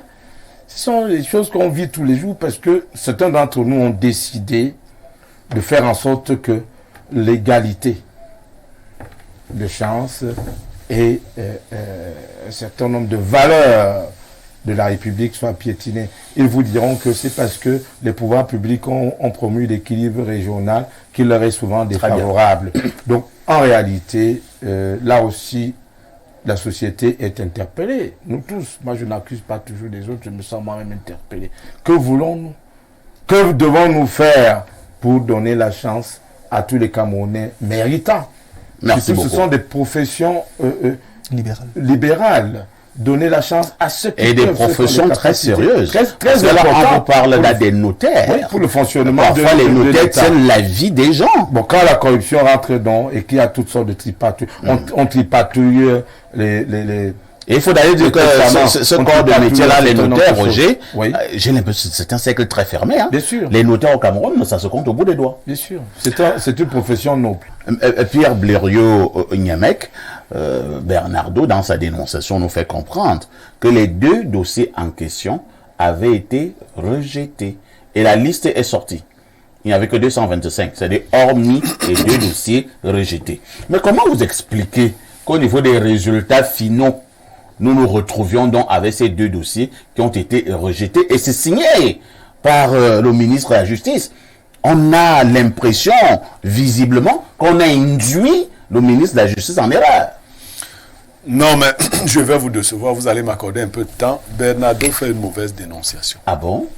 Vraiment, je crois que c'est parce qu'il est du corps, entre guillemets, de la justice, étant juriste et autres, qu'il a voulu défendre un corps comme celui des notaires. Non. Vraiment, Bernardo, si tu m'avais dit avant, j'allais te dire de laisser l'affaire là. Dans ce pays, un directeur de l'ENAM est allé voir un poncteur du régime pour lui montrer les résultats de ses protégés, les notes de ses protégés. Dire que vraiment, mon cher, quand tu regardes les notes-ci, ces gens ne peuvent pas entrer à l'ENAM. Le ponte lui a dit, qui t'a envoyé chercher leurs notes? Je savais qu'ils pouvaient entrer et je t'ai donné leur nom. Sors de mon bureau. Incroyable. Sors de mon bureau. Je savais qu'ils pouvaient entrer, je t'ai donné leur nom. Vous avez des poncteurs de régime qui alignent tous leurs enfants à tous les concours. Vous lisez, il y a un qui a 80 enfants. Vous lisez ici, vous lisez là-bas, vous lisez les noms de...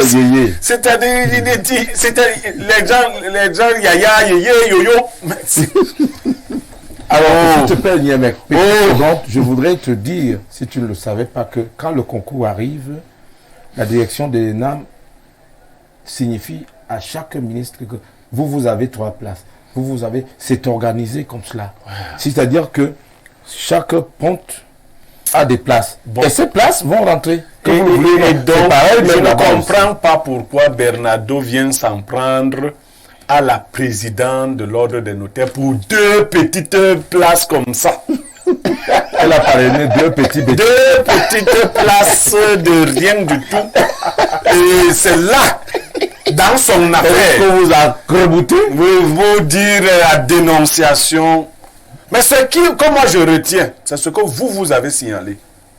Comme on a dit, et comme on dit que la fraude corrompt tout, est-ce que vous savez que l'État est en train de disparaître?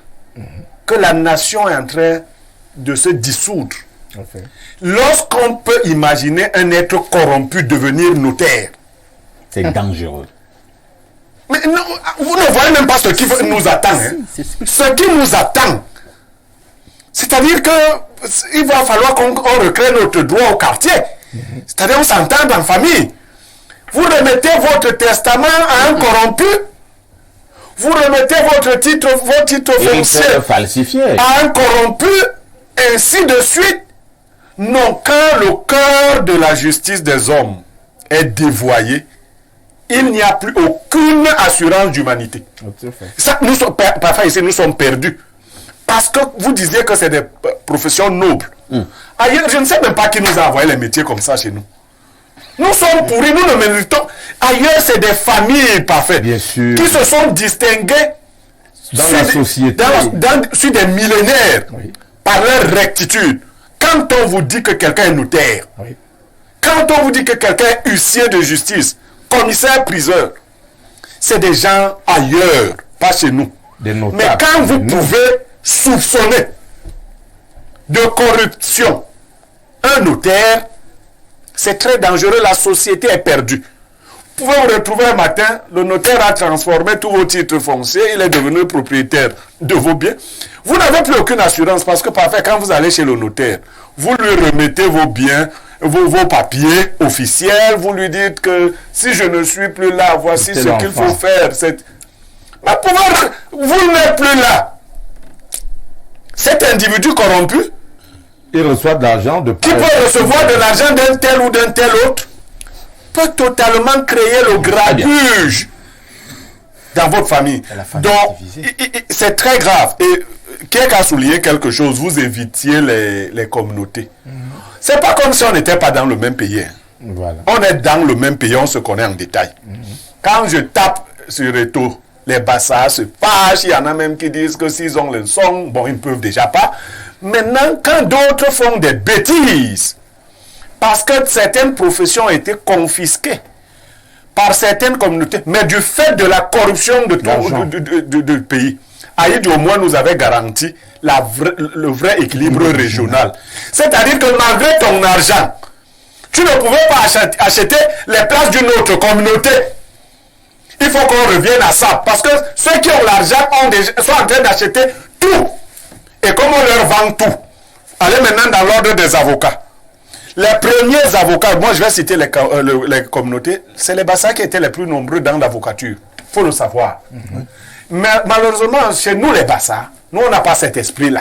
Que quand le Bassa est quelque part, non. Vraiment, les Bassa se sont mis à recruter dans leurs études. Je peux citer tous les premiers. Même chez les notaires, vous avez le... Je dis que c'est les Bassa qui ont ouvert les métiers de la justice au Cameroun, pour ceux qui ne savent pas. Ils tenaient donc, mais on prenait tout le monde. Sauf que d'autres sont venus là pour faire venir leurs frères. Merci Dès qu'ils sont entrés avec le système, parce qu'il faut dire, c'est eux qui ont créé le système de parrainage obligatoire, sachant que étant les plus nombreux, puisque tu es obligé d'avoir un parrain, et moi je vais refuser, c'est comme à l'université, je ne parraine pas, ou alors je Directeur de thèse. Je ne dirige pas les thèses des gens qui ne sont pas de ma communauté, chose que nous vivons jusque dans les universités. Au finish, vous vous rendez compte qu'une communauté a arraché un département. Au vu aussi des autres, non. L'État doit réguler ce genre de choses. Et les gens qui écrivent les petites bêtises sur Facebook, là, vous voyez ça, non? On est dans le même pays. Vous voyez comment les gens ont arraché des professions entières. Merci. Finalement, on va diviser l'État. Chacun va aller avec la profession qu'il a arrachée dans son village. Il va aller pratiquer ça là-bas. Parce que nous, on ne va pas subir. Déjà, chez nous, on ne va pas subir les gens qui ont réussi par la corruption, par le vol et tout. Et même dans les concours que vous dites être spécialisés parfait ici, je vais vous révéler quelque chose. Un brillant concours comme le concours de Polytechnique. Vous avez vu. Vous savez comment on fait pour corrompre la Polytechnique? On prépare les étudiants à des exercices particuliers dans des foyers. Et donc, vous ne pouvez pas compétir avec quelqu'un qui connaît l'ordonnancement de la compétition. Parce qu'il ne suffit pas seulement d'être intelligent dans un concours. Si on vous a montré comment on écrit pour ce type de concours, les correcteurs étant les mêmes, on corrige encore, on reprend les mêmes et on donne l'impression qu'il y en a qui sont plus intelligents que d'autres. Où ça? En tout cas, merci. Il faut arrêter ça, on voit tout ça. Moi je serai beaucoup moins long que les autres. Oui, Bernardo, en pareille circonstance, que doit-on faire? J'insiste, nous sommes là en plein dans le domaine de la justice. D'accord. Moi, je ne vais pas être long. Premièrement, il faut savoir que le notaire a la charge d'authentifier les actes. Tout à fait. Un acte authentique est un acte intangible. On ne le discute pas. Lorsqu'il est authentifié par notaire, il est exécutoire, on l'applique. Et lorsque nos notaires sont faux, les actes qui vont suivre par le principe de l'accessoire rattaché au principal doivent être faux. Allez donc voir la guerre dans les grandes successions. Allez voir la guerre chez les Fouda André. Allez voir la guerre chez les Mbanzing. Allez voir la guerre chez les Zico. Allez voir la guerre chez les Moukam Pascal. Vous comprenez que la falaise. Allez voir la guerre dans toutes les grandes successions. Guerre suscitée par de mauvais notaires. De cette corruption qui est rentrée. Permettez-moi, s'il vous plaît. Permettez-moi. Deuxième chose parfaite ici. Dans les textes qui régissent la profession de notaire, l'examen doit être lancé tous les 2 ans. Or, le dernier, avant celui-ci, a été organisé en 2013, il y a 10 ans. Et avant celui-là, c'était en 95, il y avait 18 ans. Pour un examen qui doit être lancé tous les 2 ans, on est au Cameroun. Et j'oublie souvent qui doit lancer l'examen. On est au Cameroun. Qui doit lancer l'examen là?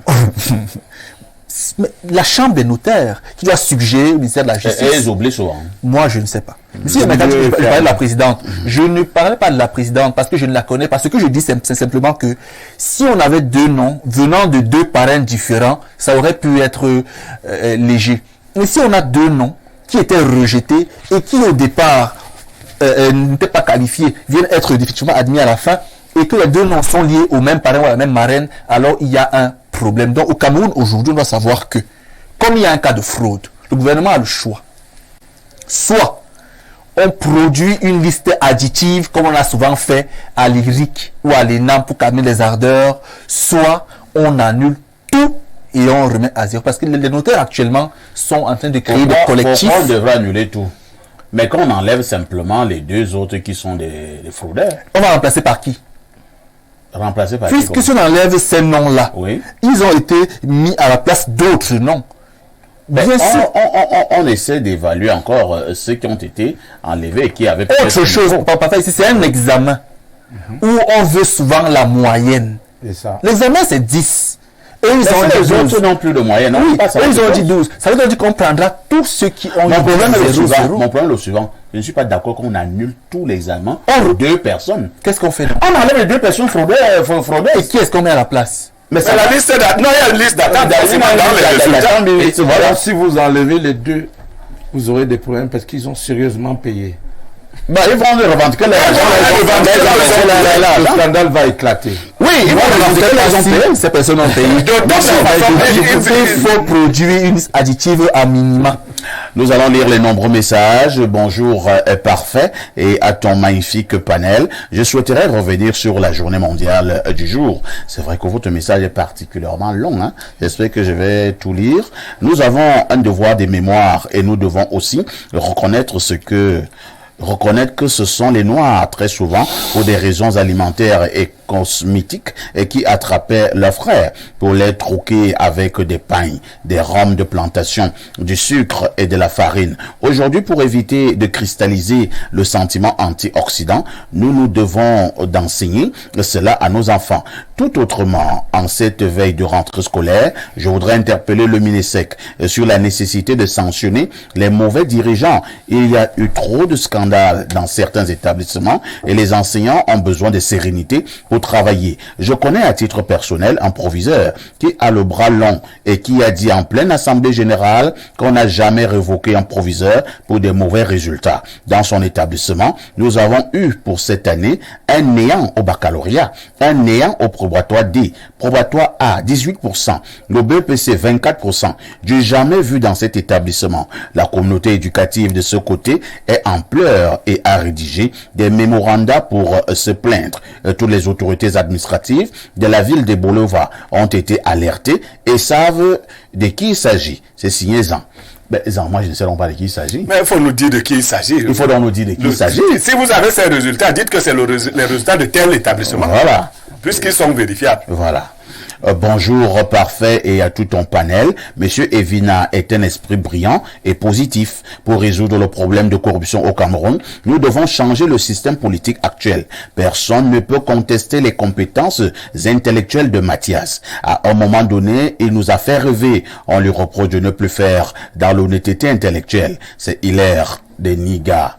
Hilaire, ça c'est naturellement votre appréciation. D'accord. Autre message. Bonjour à vous sur le plateau, spécialement à Pierre Blériot. Il dit quoi? À Charles Blériot, à Teba Niemek. Très bonne analyse. Jean Bosco Ntep. C'est quoi ces histoires? Non, ça va. Ici, c'est de quoi il parle. Vous voulez faire que le rapprochement là? Bonjour à vous. Les Bassa et les Bamileke ont été les plus maltraités dans notre pays. Dixit Valère Bessala. Mais il y a une communauté qui s'en est servie comme force et qui a tout fait pour comprendre qu'ils ont été brillamment abandonnés. Donc cette communauté qui a d'ailleurs la plus petite région du pays a décidé d'utiliser les failles de l'État pour percer au pays. C'est Alain Dessos qui envoie le message. J'avoue que moi je connais pas cette communauté. Hein. Bonjour le TPM, tout puissant du micro. Waouh. TPM, tout puissant du micro. Bonjour au grand sage Pierre Blériot Niemek. Un bonjour particulier à moi Namboka. J'ai nommé l'homme très très fort, Monsieur Rodrigue, Adalbert Evina. Rodrigue, il y a votre fan club qui est à l'écoute. Hein? Oui, ils sont forcément auditeurs de l'émission de Voix républicaine radio. Merci parfait d'inviter ce monsieur qui est doté de plein de sagesse et à tout ton panel, sans oublier monsieur Bernardo. Vous êtes tous très élégants ce matin. Pour la sécurité de mon pays, et à Dieu seul veille. Et pour la dénonciation, fraude un jour, fraude pour toujours. C'est ça la réalité du Mboa. C'est Rostand de Mangui qui envoie le message. Bonjour à vous, sur Perfecto. Le sage Niemek a raison. Il y a effectivement des pans de notre pays confisqués par des tribus. Exemple, les auto-écoles. Ancien délégué régional des transports. Même comme vous ne lisez jamais mes messages. Vous voyez donc que j'ai lu. Autre message ce jour. Bonjour parfait. Pourquoi il y a beaucoup d'Aruna et d'Issa dans les concours de l'ENAM? Le pays est sucré. Bernardo, le grand Niemek a raison. Courage à nous, aux autres. C'est Fabio Otama. Fabio, moi je n'en sais rien. Je n'ai jamais fait une étude de nom.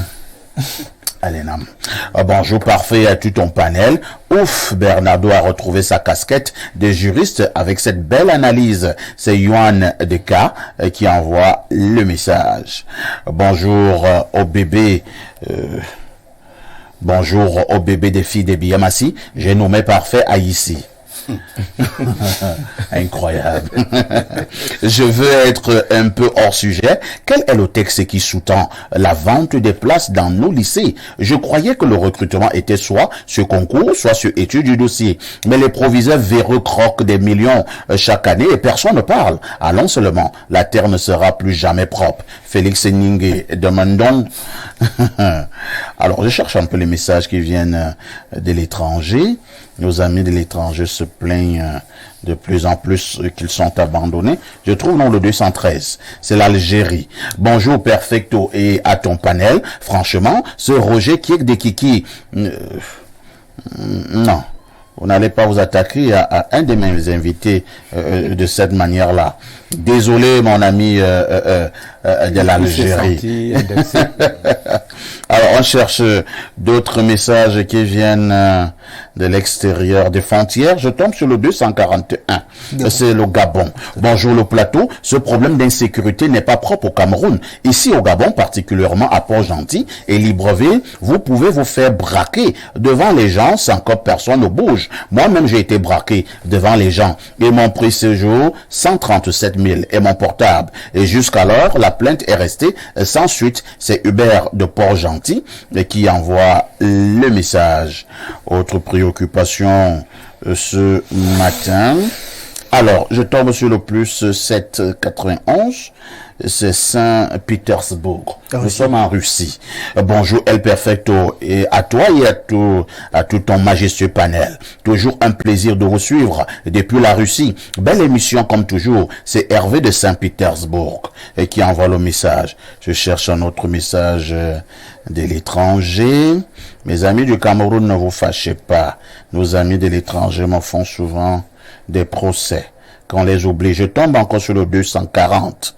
C'est la Guinée équatoriale. Bonjour l'onquota de modérateur et à ton panel bien garni ce matin. Cette grosse réunion de sécurité ne pourra accoucher que d'une souris comment ça? On ne peut pas le dire, hein? L'insécurité nous submerge et il faut plus que ces rituels pour nous débarrasser de ces bandits au quotidien et dans la zone du Nozo. Nous allons vivre la même menace et certainement plus que d'habitude et ils nous diront toujours que la situation est sur contrôle. Je profite de votre excellent plateau pour souhaiter un joyeux anniversaire à Bondé, Bakan, Lorette, collègue chez le Canal Plus BAM, Guinée équatoriale. C'est Jules Hervé Fomont et qui a fait rire tout le plateau hier avec une introduction d'émission à la parfaite Haïti et toi. Et il dit la Guinée équatoriale est en ligne. Et si vous trouvez Monsieur le Président de la République Obiangema Mbazoro, dites-lui que Espace Mini lui a dit bonjour. Je prends une autre transition. Si vous nous retrouvez à l'instant, sachez que vous êtes en direct de la mort de l'audience en Afrique au sud du Sahara. Il s'agit de votre programme Espace Mini 10h, 11h52. En ouverture, nous vous disions que nous marquerons un arrêt ce matin pour questionner le problème ayant trait à l'émergence tout en nous posant une question. Y a-t-il des indicateurs qui montrent que le Cameroun sera émergent en 2035, comme l'a souhaité, comme l'a dit le président de la République, son Excellence Paul Biya. Je commence par Roger Kiek de Kiki. C'est un problème qui intéresse apparemment les Camerounais. Je pense que c'est normal, cette affaire d'émergence. Oui, alors y a-t-il des indicateurs? Pour le moment, je dirais non. Ah bon? Je vais rentrer dans une définition lexicale. Allons-y. Un pays émergent serait in fine une économie en phase de sortie du sous-développement, une économie à revenus intermédiaires et à fort potentiel de croissance qui s'ouvre sur l'économie mondiale. Nous avons un fort potentiel de croissance. Nous aspirons à nous ouvrir sur l'économie mondiale. Mais pour le moment, le Cameroun, notre pays, ressemble à un éléphant qu'on a abattu. Les bêtis, les étones parlent des bazocs. C'est-à-dire que quand on a abattu l'éléphant, celui qui a la tronçonneuse vient avec la tronçonneuse. S'il peut couper la moitié, il coupe. Celui qui a la hache vient avec la hache, il prélève une cuisse. Celui qui n'a que le petit couteau de cuisine prend les oreilles et ce qu'il peut prendre. On dépaisse l'éléphant, c'est ça les bazocs. Le Cameroun est comme cet éléphant que chacun dépaisse. Pour les intérêts de sa propre entité, de sa propre famille ou de sa propre collectivité. C'est pas pour l'intérêt national. Quand vous voyez comment les gouvernants se comportent, l'autoroute Yaoundé-Douala, qui aurait dû être Douala-Yaoundé, 66 km pour l'instant. L'embranchement sur Kribi avait des paysages routiers pour aller vers un complexe industriel portuaire qui allait nous ramener beaucoup d'argent payé par les camionneurs congolais, centrafricains, tchadiens, etc. On a refusé cela, on a fait Yaoundé, Botmaka. Non, il n'y a pas Yaoundé. Est-ce que ça commence à Yaoundé? Il y a la brousse Boumiébel. Bon. L'autoroute là, s'appelle la brousse Boumiébel. L'autoroute est à Yaoundé. D'accord. Bon. Vient de rebaptiser l'autoroute Boumiébel, Botmaka. La brousse Boumiébel. La brousse Boumiébel. C'est l'autoroute, on commence à Yaoundé. Vous savez, quand je suis passé par là, je suis sorti par le raccordement Cité Verte, comme ils appellent. Raccordement Cité Verte pour passer par le Colbisson. Et je suis allé là-bas. J'ai vu des indicateurs qui montrent qu'ici, on avait prévu un aire de repos, c'est-à-dire un hôtel. Quand un camionneur congolais, centrafricain ou quelque chose est fatigué, il se repose là, ça fait des rentrées d'argent. On avait prévu ici un hôpital. S'il y a un accident, un problème, là, ça fait un hôpital, ça fait aussi des rentrées d'argent parce que même les populations malades dans cette localité se rendraient dans cet hôpital de référence. On a prévu ici des postes pour téléphoner, pour avoir le téléphone. En réalité, l'autoroute, on disait souvent quand la route passe au développement suit, tout à fait, ça structure les micro-économies de ces endroits. N'oubliez pas que rien que le train à Belabo, le train à Ezeka, quand vous passiez par le train, vous entendiez Bitoro, Bitoro. C'est-à-dire que quand le train doit passer à Belabo, s'arrêter à 1h du matin, vous avez des familles qui vivent en vendant des bâtons de manioc, du pistache, du miel, etc. C'est quand le train est passé que les gens partent dormir pour préparer le départ pour l'école le lendemain. Il ne faut pas oublier le Mintumba. Le Mintumba. Bon. Voilà. Donc en réalité, on a tout tué. C'est pas faute d'avoir regardé. Mais maintenant, parfait à ici, les critères de l'émergence, le produit intérieur brut par habitant, il ne peut pas être comme celui des grands pays, mais il peut tendre vers là. Les critères de l'émergence, un État fort et stable, parce que pour que les dragons asiatiques, Singapour, Taïwan, etc., soient émergents, on avait une petite dictature éclairée. Quelqu'un s'amuse, on le frappe. Quelqu'un s'amuse, on le pend. Nous avons un État, on vous dit que les gens ont bouffé, ont vendu le camion de sable pour construire le stade de Lembe à 700 000. On vous dit que les gens ont bouffé l'argent des Covid, mais ils sont toujours là. L'État est stable, enfin apparemment, mais il n'est pas fort. Et ça, c'est un signe qui ne montre pas qu'on peut aller vers l'émergence. Merci beaucoup, vous allez s'interroger. L'économie du pays est extravertie, c'est-à-dire nous tirons l'essentiel de nos ressources de la vente des produits rentes, des matières premières à l'international. Quand vous vendez vos matières à l'international, tous vos revenus tombent d'abord au compte d'opération, où on prélève ce qu'on prélève. Non. Le pays structurant doit se tourner vers le secteur privé. L'État doit cesser d'être celui qui promeut l'économie et le développement, mais tendre la main au secteur privé en vue de rechercher des partenaires à l'extérieur parce que nous avons un fort potentiel de croissance. Pour terminer, il nous faut une classe intermédiaire, comme c'était le cas sous Haïdou. Une classe entre les riches et les moyenne. pauvres, une classe moyenne qui permet de servir de pont.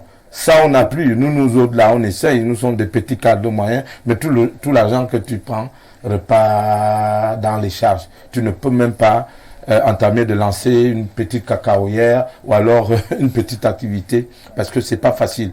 Tous ces critères ne nous permettent pas d'avoir des bons signaux, mais heureusement, ce sera le deuxième volet de ma contribution quand on va commencer. L'arrivée des BRICS. Je me réjouis d'apprendre qu'hier, il y a eu le BRICS Coin. L'arrivée des BRICS nous donne maintenant des possibilités de ne plus dépendre de l'économie extravertie, mais de compter sur le potentiel que nous avons pour aller chercher des partenariats à l'extérieur. Et je crois que si on s'oriente vers ce chemin-là, on peut avoir des belles perspectives en 5 ans, en 6 ans. Merci Roger. Je sais que le sujet est très intéressant et même préoccupant. Je suggère aux autres panélistes d'être précis et un peu plus concis. Alors je commence donc par Rodrigue Adalbert Evina. Rodrigue, c'est vrai que d'une manière ou d'une autre, Roger a évoqué la question. Selon vous, y a-t-il quand même des préalables sans lesquels un pays ne saurait parler d'émergence? Très belle question pas faite ici. Mais vous avez indiqué, compte tenu des impératifs horaires, qu'il faudrait que nous soyons précis. Parce que je vous ai vu, vous avez apprêté tout un dossier là. Voilà pourquoi ça m'a inquiété. C'est pour ça que je voudrais prendre un seul pan. Allez-y. Voilà, le seul pan rejoint ce que vous avez appelé les préalables. Il est difficile justement d'aller vers l'émergence sans asseoir un véritable état de droit. Et quand je parle d'état de droit, c'est pour dire que justement, après tout ce que M. Roger Kek a dénoncé, les comportements des ministres, de certains gouvernants et autres, mais disons qu'il n'y a donc pas de société d'hommes parfaits. Mais sauf que ailleurs, les institutions sont fortes. Mais quand nous arrivons au Cameroun, puisque nous parlons du Cameroun, tout à fait, il faut bien qu'il y ait une justice forte. Prenons le cas de la CONAC. Moi, je pense qu'il serait mieux que la CONAC adresse ses rapports à des personnes qui peuvent sanctionner les cas de corruption. Pour avoir des mesures coercitives. La CONAC peut adresser ses rapports à des, je sais pas trop, un procureur, des magistrats. À la justice. Oui, à la justice tout simplement. Et la justice interpelle les gens. Mais quand on se retrouve avec une CONAC qui adresse ses rapports à la présidence. À la présidence de la République, vous vous retrouvez dans une situation où on coupe la tête de qui on veut et on peut laisser se pavaner dehors des individus à qui la nation reproche beaucoup de choses, et ce sont les mêmes qui, au soir du 20 mai, vont serrer la main du président, ou alors qui accueillent le président. Vous voulez dire que parfois le président serre la main, serre des mains souillées. Serre des mains souillées. Et j'ai parlé justement de la justice tout à l'heure. Vous avez une constitution qui garantit la séparation des pouvoirs. Mais sur l'affaire Martinez-Zogo, il fallait qu'un certain Paul Biya, président de la République du Cameroun, puisse instruire une enquête mixte police-gendarmerie. Mais dans des États où la justice est dynamique... Le procureur se saisit de l'affaire. Le procureur se saisit de l'affaire, mais on ne peut pas parler d'un scandale comme celui des 180 milliards du Covid-19. Puisque tu en parles, on a retrouvé le corps de Martinez du côté de Soa. Là, nous sommes à la Mofou et à Famba. En principe, hein, je passe sous le contrôle des hommes de droit qui me regardent, des juristes, Basson va me recadrer tout à l'heure. C'est le procureur d'Omfou qui devait se saisir de l'affaire. Qui se saisit de l'affaire, tout simplement. Est-ce qu'on l'a même vu quelque part? Ou bien lui, il a même d'abord fui? Ou bien on lui a demandé que mets-toi de côté? Voilà. Un bébé peut disparaître. Roger a une réponse.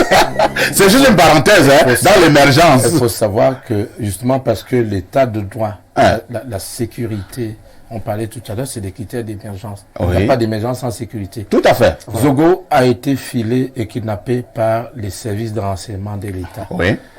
L'État sait, l'État a les documents qui savent que Zogo a été tué en plein Yaoundé.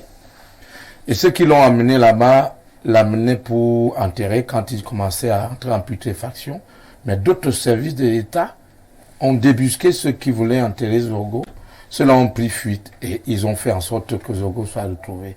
C'est pour cela que, pour aller mettre Zogo après identification à la mort de Yaoundé, les autorités ont pris toutes les dispositions pour que le commissaire central de la ville de Yaoundé, le collégion, le CED, etc., escorte Zogo parce qu'il y avait une opération étouffée qui tendait à enlever de nouveau le corps de Zogo pour le faire disparaître et laisser croire qu'il est en exil à l'étranger.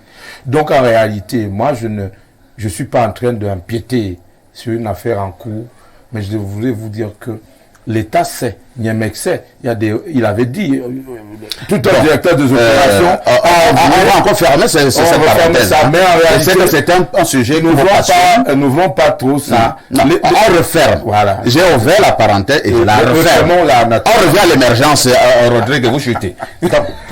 Pour chuter, je voudrais dire que c'est décevant. C'est décevant que l'on puisse rêver de l'émergence, que l'on puisse aspirer à l'émergence, en laissant la porte ouverte à toutes sortes d'indisciplines, à toutes sortes de comportements économiquement criminels. Voyez-vous? C'est-à-dire où des individus peuvent simplement jouer au damier avec des milliards. Vous savez que si vous voulez 50 millions au Cameroun, vous êtes un minable petit voleur. Les vrais et authentiques détourneurs au Cameroun, c'est ils ont la justice des milliards. Vous avez la Chambre des comptes qui fait un rapport et indexe frontalement des individus. Et ces individus sont là. Pour chuter, moi, je dis Vous pensez que de tels comportements peuvent également freiner l'émergence? Mais ça freine l'émergence. Je dis, on peut varier les partenaires. J'écoutais Roger tout à l'heure. On peut même aller à l'extérieur. Et les BRICS, et les CCU. Des économies variées et autres. Mais si vraiment, ça doit être géré comme nous voyons là. Merci. Où la nation fait confiance à un individu et il se comporte comme ça. Il est en liberté. Personne ne l'inquiète. Pensez-vous que l'émergence, je dis même en 2100, nous serons sur place. Merci Rodrigue. Je n'ai pas merci pour votre pessimisme. Merci pour votre intervention. Alors, Pierre Bleriot, Niemek, vous qui observez la société de manière particulière, vous qui observez la manière de travailler de certains de nos dirigeants, notamment de nos ministres, de nos directeurs généraux, avez-vous l'impression qu'ils sont soucieux de cette atteinte de l'émergence en 2035? Je vais trahir ici un secret. Monsieur Parfait ici est particulièrement têtu. Ah bon? Ou entêté. En privé, je vous avais dit qu'aucun ministre ne parle plus d'émergence en 2035 dans ses discours. Vous ramenez cette affaire dans votre émission. Donc je vous trahis auprès des Camerounais. Je ne sais pas. Les gens qui ont commencé à parler de ça n'en parlent plus. Je vais dire aux gens pourquoi j'aime parler en images. J'ai fait des études assez ardues de philosophie et de théologie. Et le langage de ces deux disciplines est souvent vermoulu et crochu. C'est pour cela que j'ai un autre langage quand je suis en télévision. Celui qui est accessible à monsieur tout le monde. Si vous allez chez un homme qui vous promet le mariage, les premières années, il parle du mariage, et vous vous rendez compte à la 4e année que lui n'évoque plus ça. C'est perdu. Lui, il ne parle plus de ça. C'est que lui n'est plus dans cette affaire-là. Si vous continuez de rester là, vous restez à votre propre compte. Lui, il ne parle, vous ne voyez pas qu'il a un programme, il n'y a plus d'années, il n'y a plus d'horizon. Il ne dit plus s'il viendra voir vos parents, s'il va doter, il ne parle plus de rien. Il parle de construire maison. Parce que celui qui va vous épouser parle de certains sujets. Parfait ici. Il dit par exemple, comme j'ai un ami, moi, il vit à Bordeaux, quand il sera au Cameroun, il doit venir avec des grands vins, ainsi de suite. Oui, il faut qu'on commence à élever les porcs. Donc, en fait, il a un langage qui correspond à votre besoin commun. Mais quand vous voyez que lui, il parle de toute autre chose, vous ne pouvez pas continuer à parler, vous, du mariage. Personne dans le régime ne met plus le mot, l'expression émergence en 2035 dans ses discours. C'était au début. Au début, les gars avaient cru que 2035 était loin et que nous serions tous morts. Maintenant, ils se retournent et voient que c'est dans 12 ans. Ils ne sont pas morts, nous ne sommes pas morts. On est là, on se regarde. Et quand vous allez à Douala, parfait ici, si vous vous retrouvez à Obala, vous commencez à demander aux gens, la route de Douala, c'est par où ici? Vous êtes perdus. Douala, ce n'est pas là-bas par Obala. Sinon, c'est très long par là. Vous pouvez aller par l'ouest et ressortir. Maintenant, là, ça passe encore. Mais si vous êtes en Barmayo, pour aller à Douala, là-bas, il n'y a pas de sortie pour Douala. Non, il n'y a pas de sortie. Vous allez arriver au Gabon? Pour Douala. Pour le Gabon, oui. Oui, pour le Gabon, oui. Mais pour Douala, il n'y a pas de route. Donc, nous n'avons pris aucune initiative, aucune directive, aucune orientation qui devait nous amener vers là. Dès qu'ils s'en sont rendus compte, vous savez que l'hôtel du Comice a été livré 10 ans après le Comice. Oui. Voilà nos prouesses. C'est-à-dire, on dit que voici un hôtel qui doit servir à l'occasion du Comice de Bolova. L'argent est disponible. J'ai vu hier, sans te couper, le ministre des Sports couper le ruban pour inaugurer une maison de location de la nouvelle fédération de volleyball qui est à Dragage. Maison de location? Là, oui. Mais ce n'était pas le siège même de la Fédé? La Fédé est embryonnaire. Elle n'existe même pas encore de manière officielle. Mais ils ont coupé le ruban pour inaugurer une maison de location. Une maison qu'ils vont louer un appartement où le siège va se trouver. Non, Roger, qui vous a serré. J'ai dit couper le ruban. Il y a des photographies sur Facebook, tout le monde va voir. Alors, on a inauguré ça. Donc, comme étant une grande ambition pour l'émergence vers 2035. Donc, vous voyez, quand on a donc ce genre de choses, partout, vous voyez, c'est le désordre absolu. Lui, il vient d'évoquer le ministère des Sports. Quand vous entrez dans les différentes arcanes du ministère des Sports, les différentes fédérations, sauf là où on a dépassé le ministre des Sports. C'est-à-dire, à la FECAFOOT, là-bas, il a dit, j'attends la fin. Mais partout, vous voyez seulement, c'est le désordre. Mais finalement, est-ce qu'il faut privatiser le Cameroun? Une autre fois, il a même inauguré un salon de coiffure. Oui. Le salon de coiffure d'une influenceuse. Qui ça? Le ministre. Là aussi, c'est un atout important pour aller vers l'émergence. Donc, quand vous avez un tel état des choses, parfait ici, non, ce n'est pas avec cette pâte que nous ferons ce gâteau. Nous avons pris, vous voyez, parfait ici, je sors par une dernière image. Une dame est allée dans sa cuisine et elle a apprêté de faire des gâteaux à son mari. Sauf qu'elle a trouvé que la ménagère avait écrasé également le couscous de manioc. Le couscous de manioc ressemblant à la farine de blé, elle a plutôt pris le couscous de manioc et depuis qu'elle essaie de tourner, ça fait plutôt ce que les Bassa appellent le foufou. Ça ne peut donner aucun gâteau. Merci beaucoup, Bernardo Basson. Un pays où l'unité de mesure de vol se chiffre en milliards. Peut-il honnêtement prétendre à une émergence? Parfait, ici, nos gouvernants se sont manifestement trompés en parlant d'émergence. Ah bon? Parce qu'aujourd'hui, aucune étude, aucun travail indicatif et explicatif ne situe le terme de l'émergence. Aucun travail de recherche ne peut situer que à tel niveau, on a fini avec l'émergence. Vous voyez ce que je veux dire? Donc déjà, le concept en lui-même était biaisé. Deuxièmement, il faut distinguer émergence du développement. Le développement est global, il est expansif. L'émergence est sectorielle, elle n'est qu'économique. Donc, quand on dit émergence... Non, est-ce que la loi aussi dit que l'émergence n'est qu'économique? Allez lire des travaux. Lorsqu'on vous parle d'émergence, sur le plan politique, on ne peut pas parler d'émergence. En fait, sur le plan culturel, on ne peut pas parler d'émergence. Lorsque tous ces aspects se mettent en mouvement, on parle de croissance. Mais lorsqu'on parle d'émergence, l'élément central qui revient est l'économie. C'est pourquoi il a évoqué certains piliers. On vous dit par exemple que quand il parle d'état de droit, c'est pour la sécurité juridique et judiciaire des investisseurs. Voilà un pilier.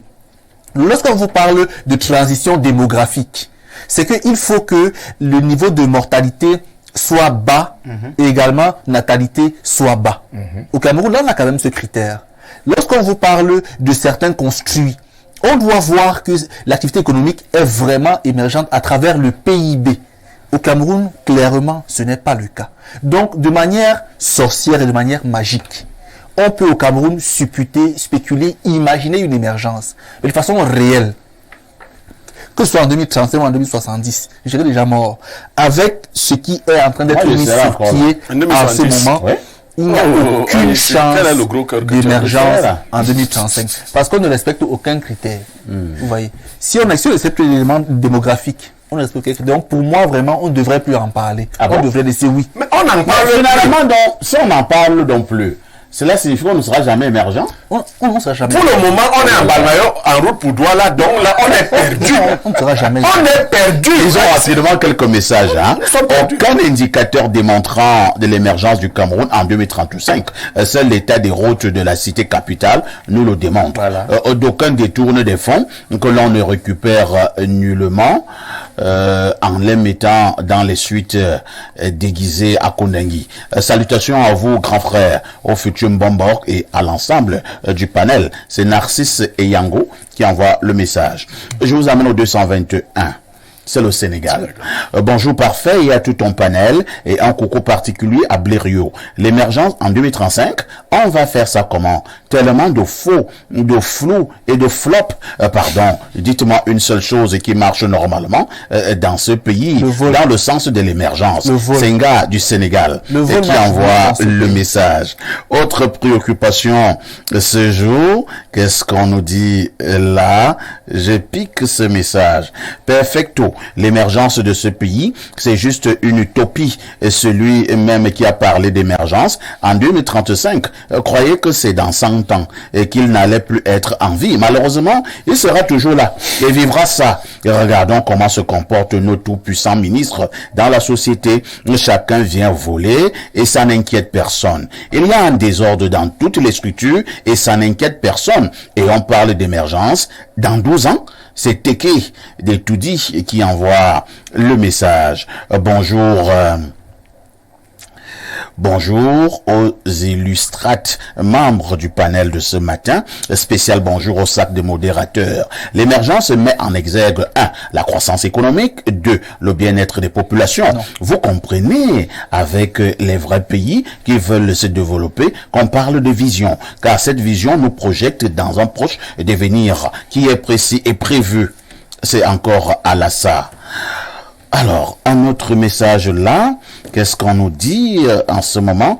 Un indicateur est une grandeur spécifique et observable et qui peut servir à montrer un changement obtenu dans l'atteinte d'un objectif. Je vais donc m'appuyer sur l'indicateur temporel pour constater que l'émergence en 2035 n'est qu'une distraction. C'est en 2000 que ce slogan a été avancé. Entre-temps, 23 ans sont passés et il n'en reste que 12. Et pourtant, la situation du Cameroun s'est plutôt détériorée. En 2035, nous n'aurons pas toujours d'autoroute puisque 60 km ont été construits en 10 ans. Donc, il faut encore 30 ans pour construire les 180 km restants. La seule certitude, c'est qu'en 2035, nous serons déjà libérés du gang qui nous a pris en otage depuis 60 ans. C'est le frère Karamazov qui envoie le message.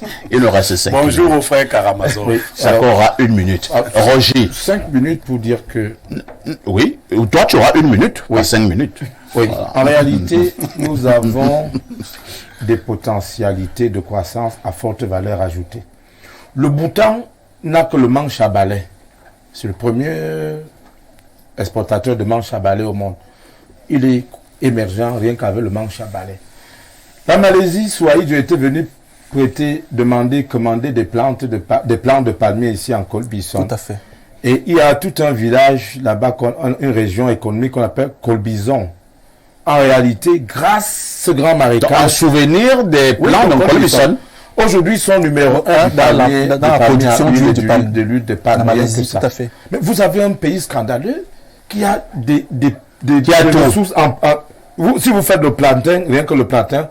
Attendez, Roger, il y a près de 10 ans, le président, lors d'un discours à la nation, en 31 décembre, lui-même a commencé à énumérer. Oui. Il a dit, nous avons les richesses du sol, du sous-sol, nous avons ceci, nous avons ça, nous avons ceci. Il dit, Que nous manque-t-il? Alors, en réalité, contrairement aux autres... Quand le président nous posait cette question-là, est-ce que ce n'est pas nous de lui poser cette question? Les émergences sont conçues par les laboratoires Banque mondiale, FMI, en réalité. Roger, vous ne répondez pas à ma question. Non, je vous dis... Quand le président, lui, nous pose la question, lui nous pose cette question, il pose la question aux populations, nous, on doit lui dire quoi? Maintenant, je vais aller vers là où vous voulez m'amener. Pour vous dire qu'en réalité, la banane, le plantain, le macabo, l'huile de palme, puisqu'on peut, avec l'huile de palme, le poivre de Pendia, le bois. Le Cameroun a au moins 50 produits à valeur ajoutée à potentiel de compétitivité. Oui. Là où les autres n'ont que ça. Si nous comprenons donc que le monde a basculé, je crois que c'est vers là où le président partait, il a épuisé les accords de coopération qui nous minaient avec les anciens tuteurs et qui faisait que nous dépendions de la vente de nos ressources sur le marché international. Depuis qu'il a aboli ces accords, qu'est-ce qu'il nous a laissé s'épuiser. Maintenant, nous apprenons que on va dédollariser l'économie mondiale. Parce qu'au sorti de la deuxième guerre, nous attendons maintenant. Au sorti de la deuxième guerre mondiale. C'est ce que nous attendons maintenant. Le dollar, l'Allemagne, le Japon. La dédollarisation veut dire que rien qu'avec notre plantain, notre terre, notre sous-sol, si nous allons chercher des partenaires à l'étranger et que entre temps on a arrangé nous pouvons être émergents même en 5 ans, même en 6 ans. Rodrigue Adalbert, avec toutes ces richesses, tous les meilleurs économistes du monde, les meilleurs analystes du monde sont unanimes que le Cameroun est une terre gâtée. Mais pourquoi nous ne sommes pas émergents? Nous ne sommes pas émergents parce qu'il n'y a pas de véritable chicote. Il n'y a pas de véritable répression. Ah bon? Voilà. L'État n'est pas fort. Parce que nous sommes dans une situation où, quand on vous dit qu'un professeur a volé, c'est un peu comme si vous êtes médecin, vous accueillez à l'hôpital un chien qui a été mordu par un être humain. C'est-à-dire que vous êtes à l'hôpital, vous attendez, on vous amène un humain qui a été mordu par le chien. Alors, si vous êtes dans une société comme celle-là, ça veut dire que la rigueur est véritablement absente. Vous avez oublié la moralisation. Voilà, le grand frère Roger Kebiki, qui dans sa célèbre émission Verbatim, il a un invité là, c'est un grand professeur, Sidjun Pokam, qui parle souvent de couper les têtes. C'est-à-dire qu'on est au Cameroun, où nous devons mettre de côté le discours pour couper sur la tolérance, je ne sais pas trop, les droits de l'homme et autres. Je pense que même si nous choisissons quelle option pour accéder à l'émergence, rien ne sera possible s'il n'y a pas de véritable tronçonneuse. Pour couper les têtes. C'est-à-dire pour couper les têtes. Oh là là, vous êtes des véritables assassins entre guillemets sur ce plateau. Pierre Blériot, en 30 secondes, que devons-nous faire? Parce que moi, je veux atteindre l'émergence étant encore vivant. Quand j'étais petit, j'avais constaté que les familles où la nourriture abondait dans les maisons avaient des enfants stupides. Un peu tortons. Vous mangez des enfants un peu... ils dormaient trop, ils étaient gros, et puis des choses comme ça. Je crois que ils ne réfléchissaient pas bien. Beaucoup. Je crois que c'est le malheur du Cameroun. Hein. Ceux qui ont beaucoup... Vous savez, l'un des pays les moins nantis par la nature, c'est le Japon. Le Japon. Donc, quand la nature vous a trop donné, les Camerounais ne voient pas encore l'urgence. Si la famine, la vraie, nous frappait, les Camerounais se réveilleraient. Nous, on est encore là, on voit les champs, on voit la terre, on voit tout. Quand vous faites venir un Japonais au Cameroun, il regarde le potentiel du Cameroun, il se dit que Dieu est injuste. Non, Dieu n'est pas injuste. Dieu donne beaucoup de bien à ceux qui n'en ont vraiment pas besoin et qui sont un peu toc-toc. Et puis là où les gens en ont besoin, il les prive et il leur donne plus d'intelligence. Il nous faut plus d'intelligence simplement. Merci beaucoup Bernardo qui a toujours été compréhensif. N'aura pas son dernier tour de parole. Il a d'ailleurs tout dit tout à l'heure. Nous n'avons pas la certitude d'avoir tout dit, mais nous avons au moins le mérite d'avoir posé le problème sur la table. Je dis merci à Roger Kekdekiki qui était encore là ce matin. Merci à Rodrigue Adalbert Evina. Merci infiniment à Blériot Niemek. Bien des choses à Bernard. Bernardo Basson. Dans 7 minutes exactement, vous allez retrouver votre journal de la mi-journée. N'oubliez pas 19h journal en anglais, 20h journal en français, 21h votre programme de sport, un débat de sport à FISPORT avec Patrick Bala. La rediffusion de ce programme, c'est tous les soirs à partir de 22h30. Mais avant cela, dans environ 42 minutes, vous allez retrouver les Amazones, les filles les plus séduisantes de la Terre. Avec tout ceci, que faites-vous encore ailleurs?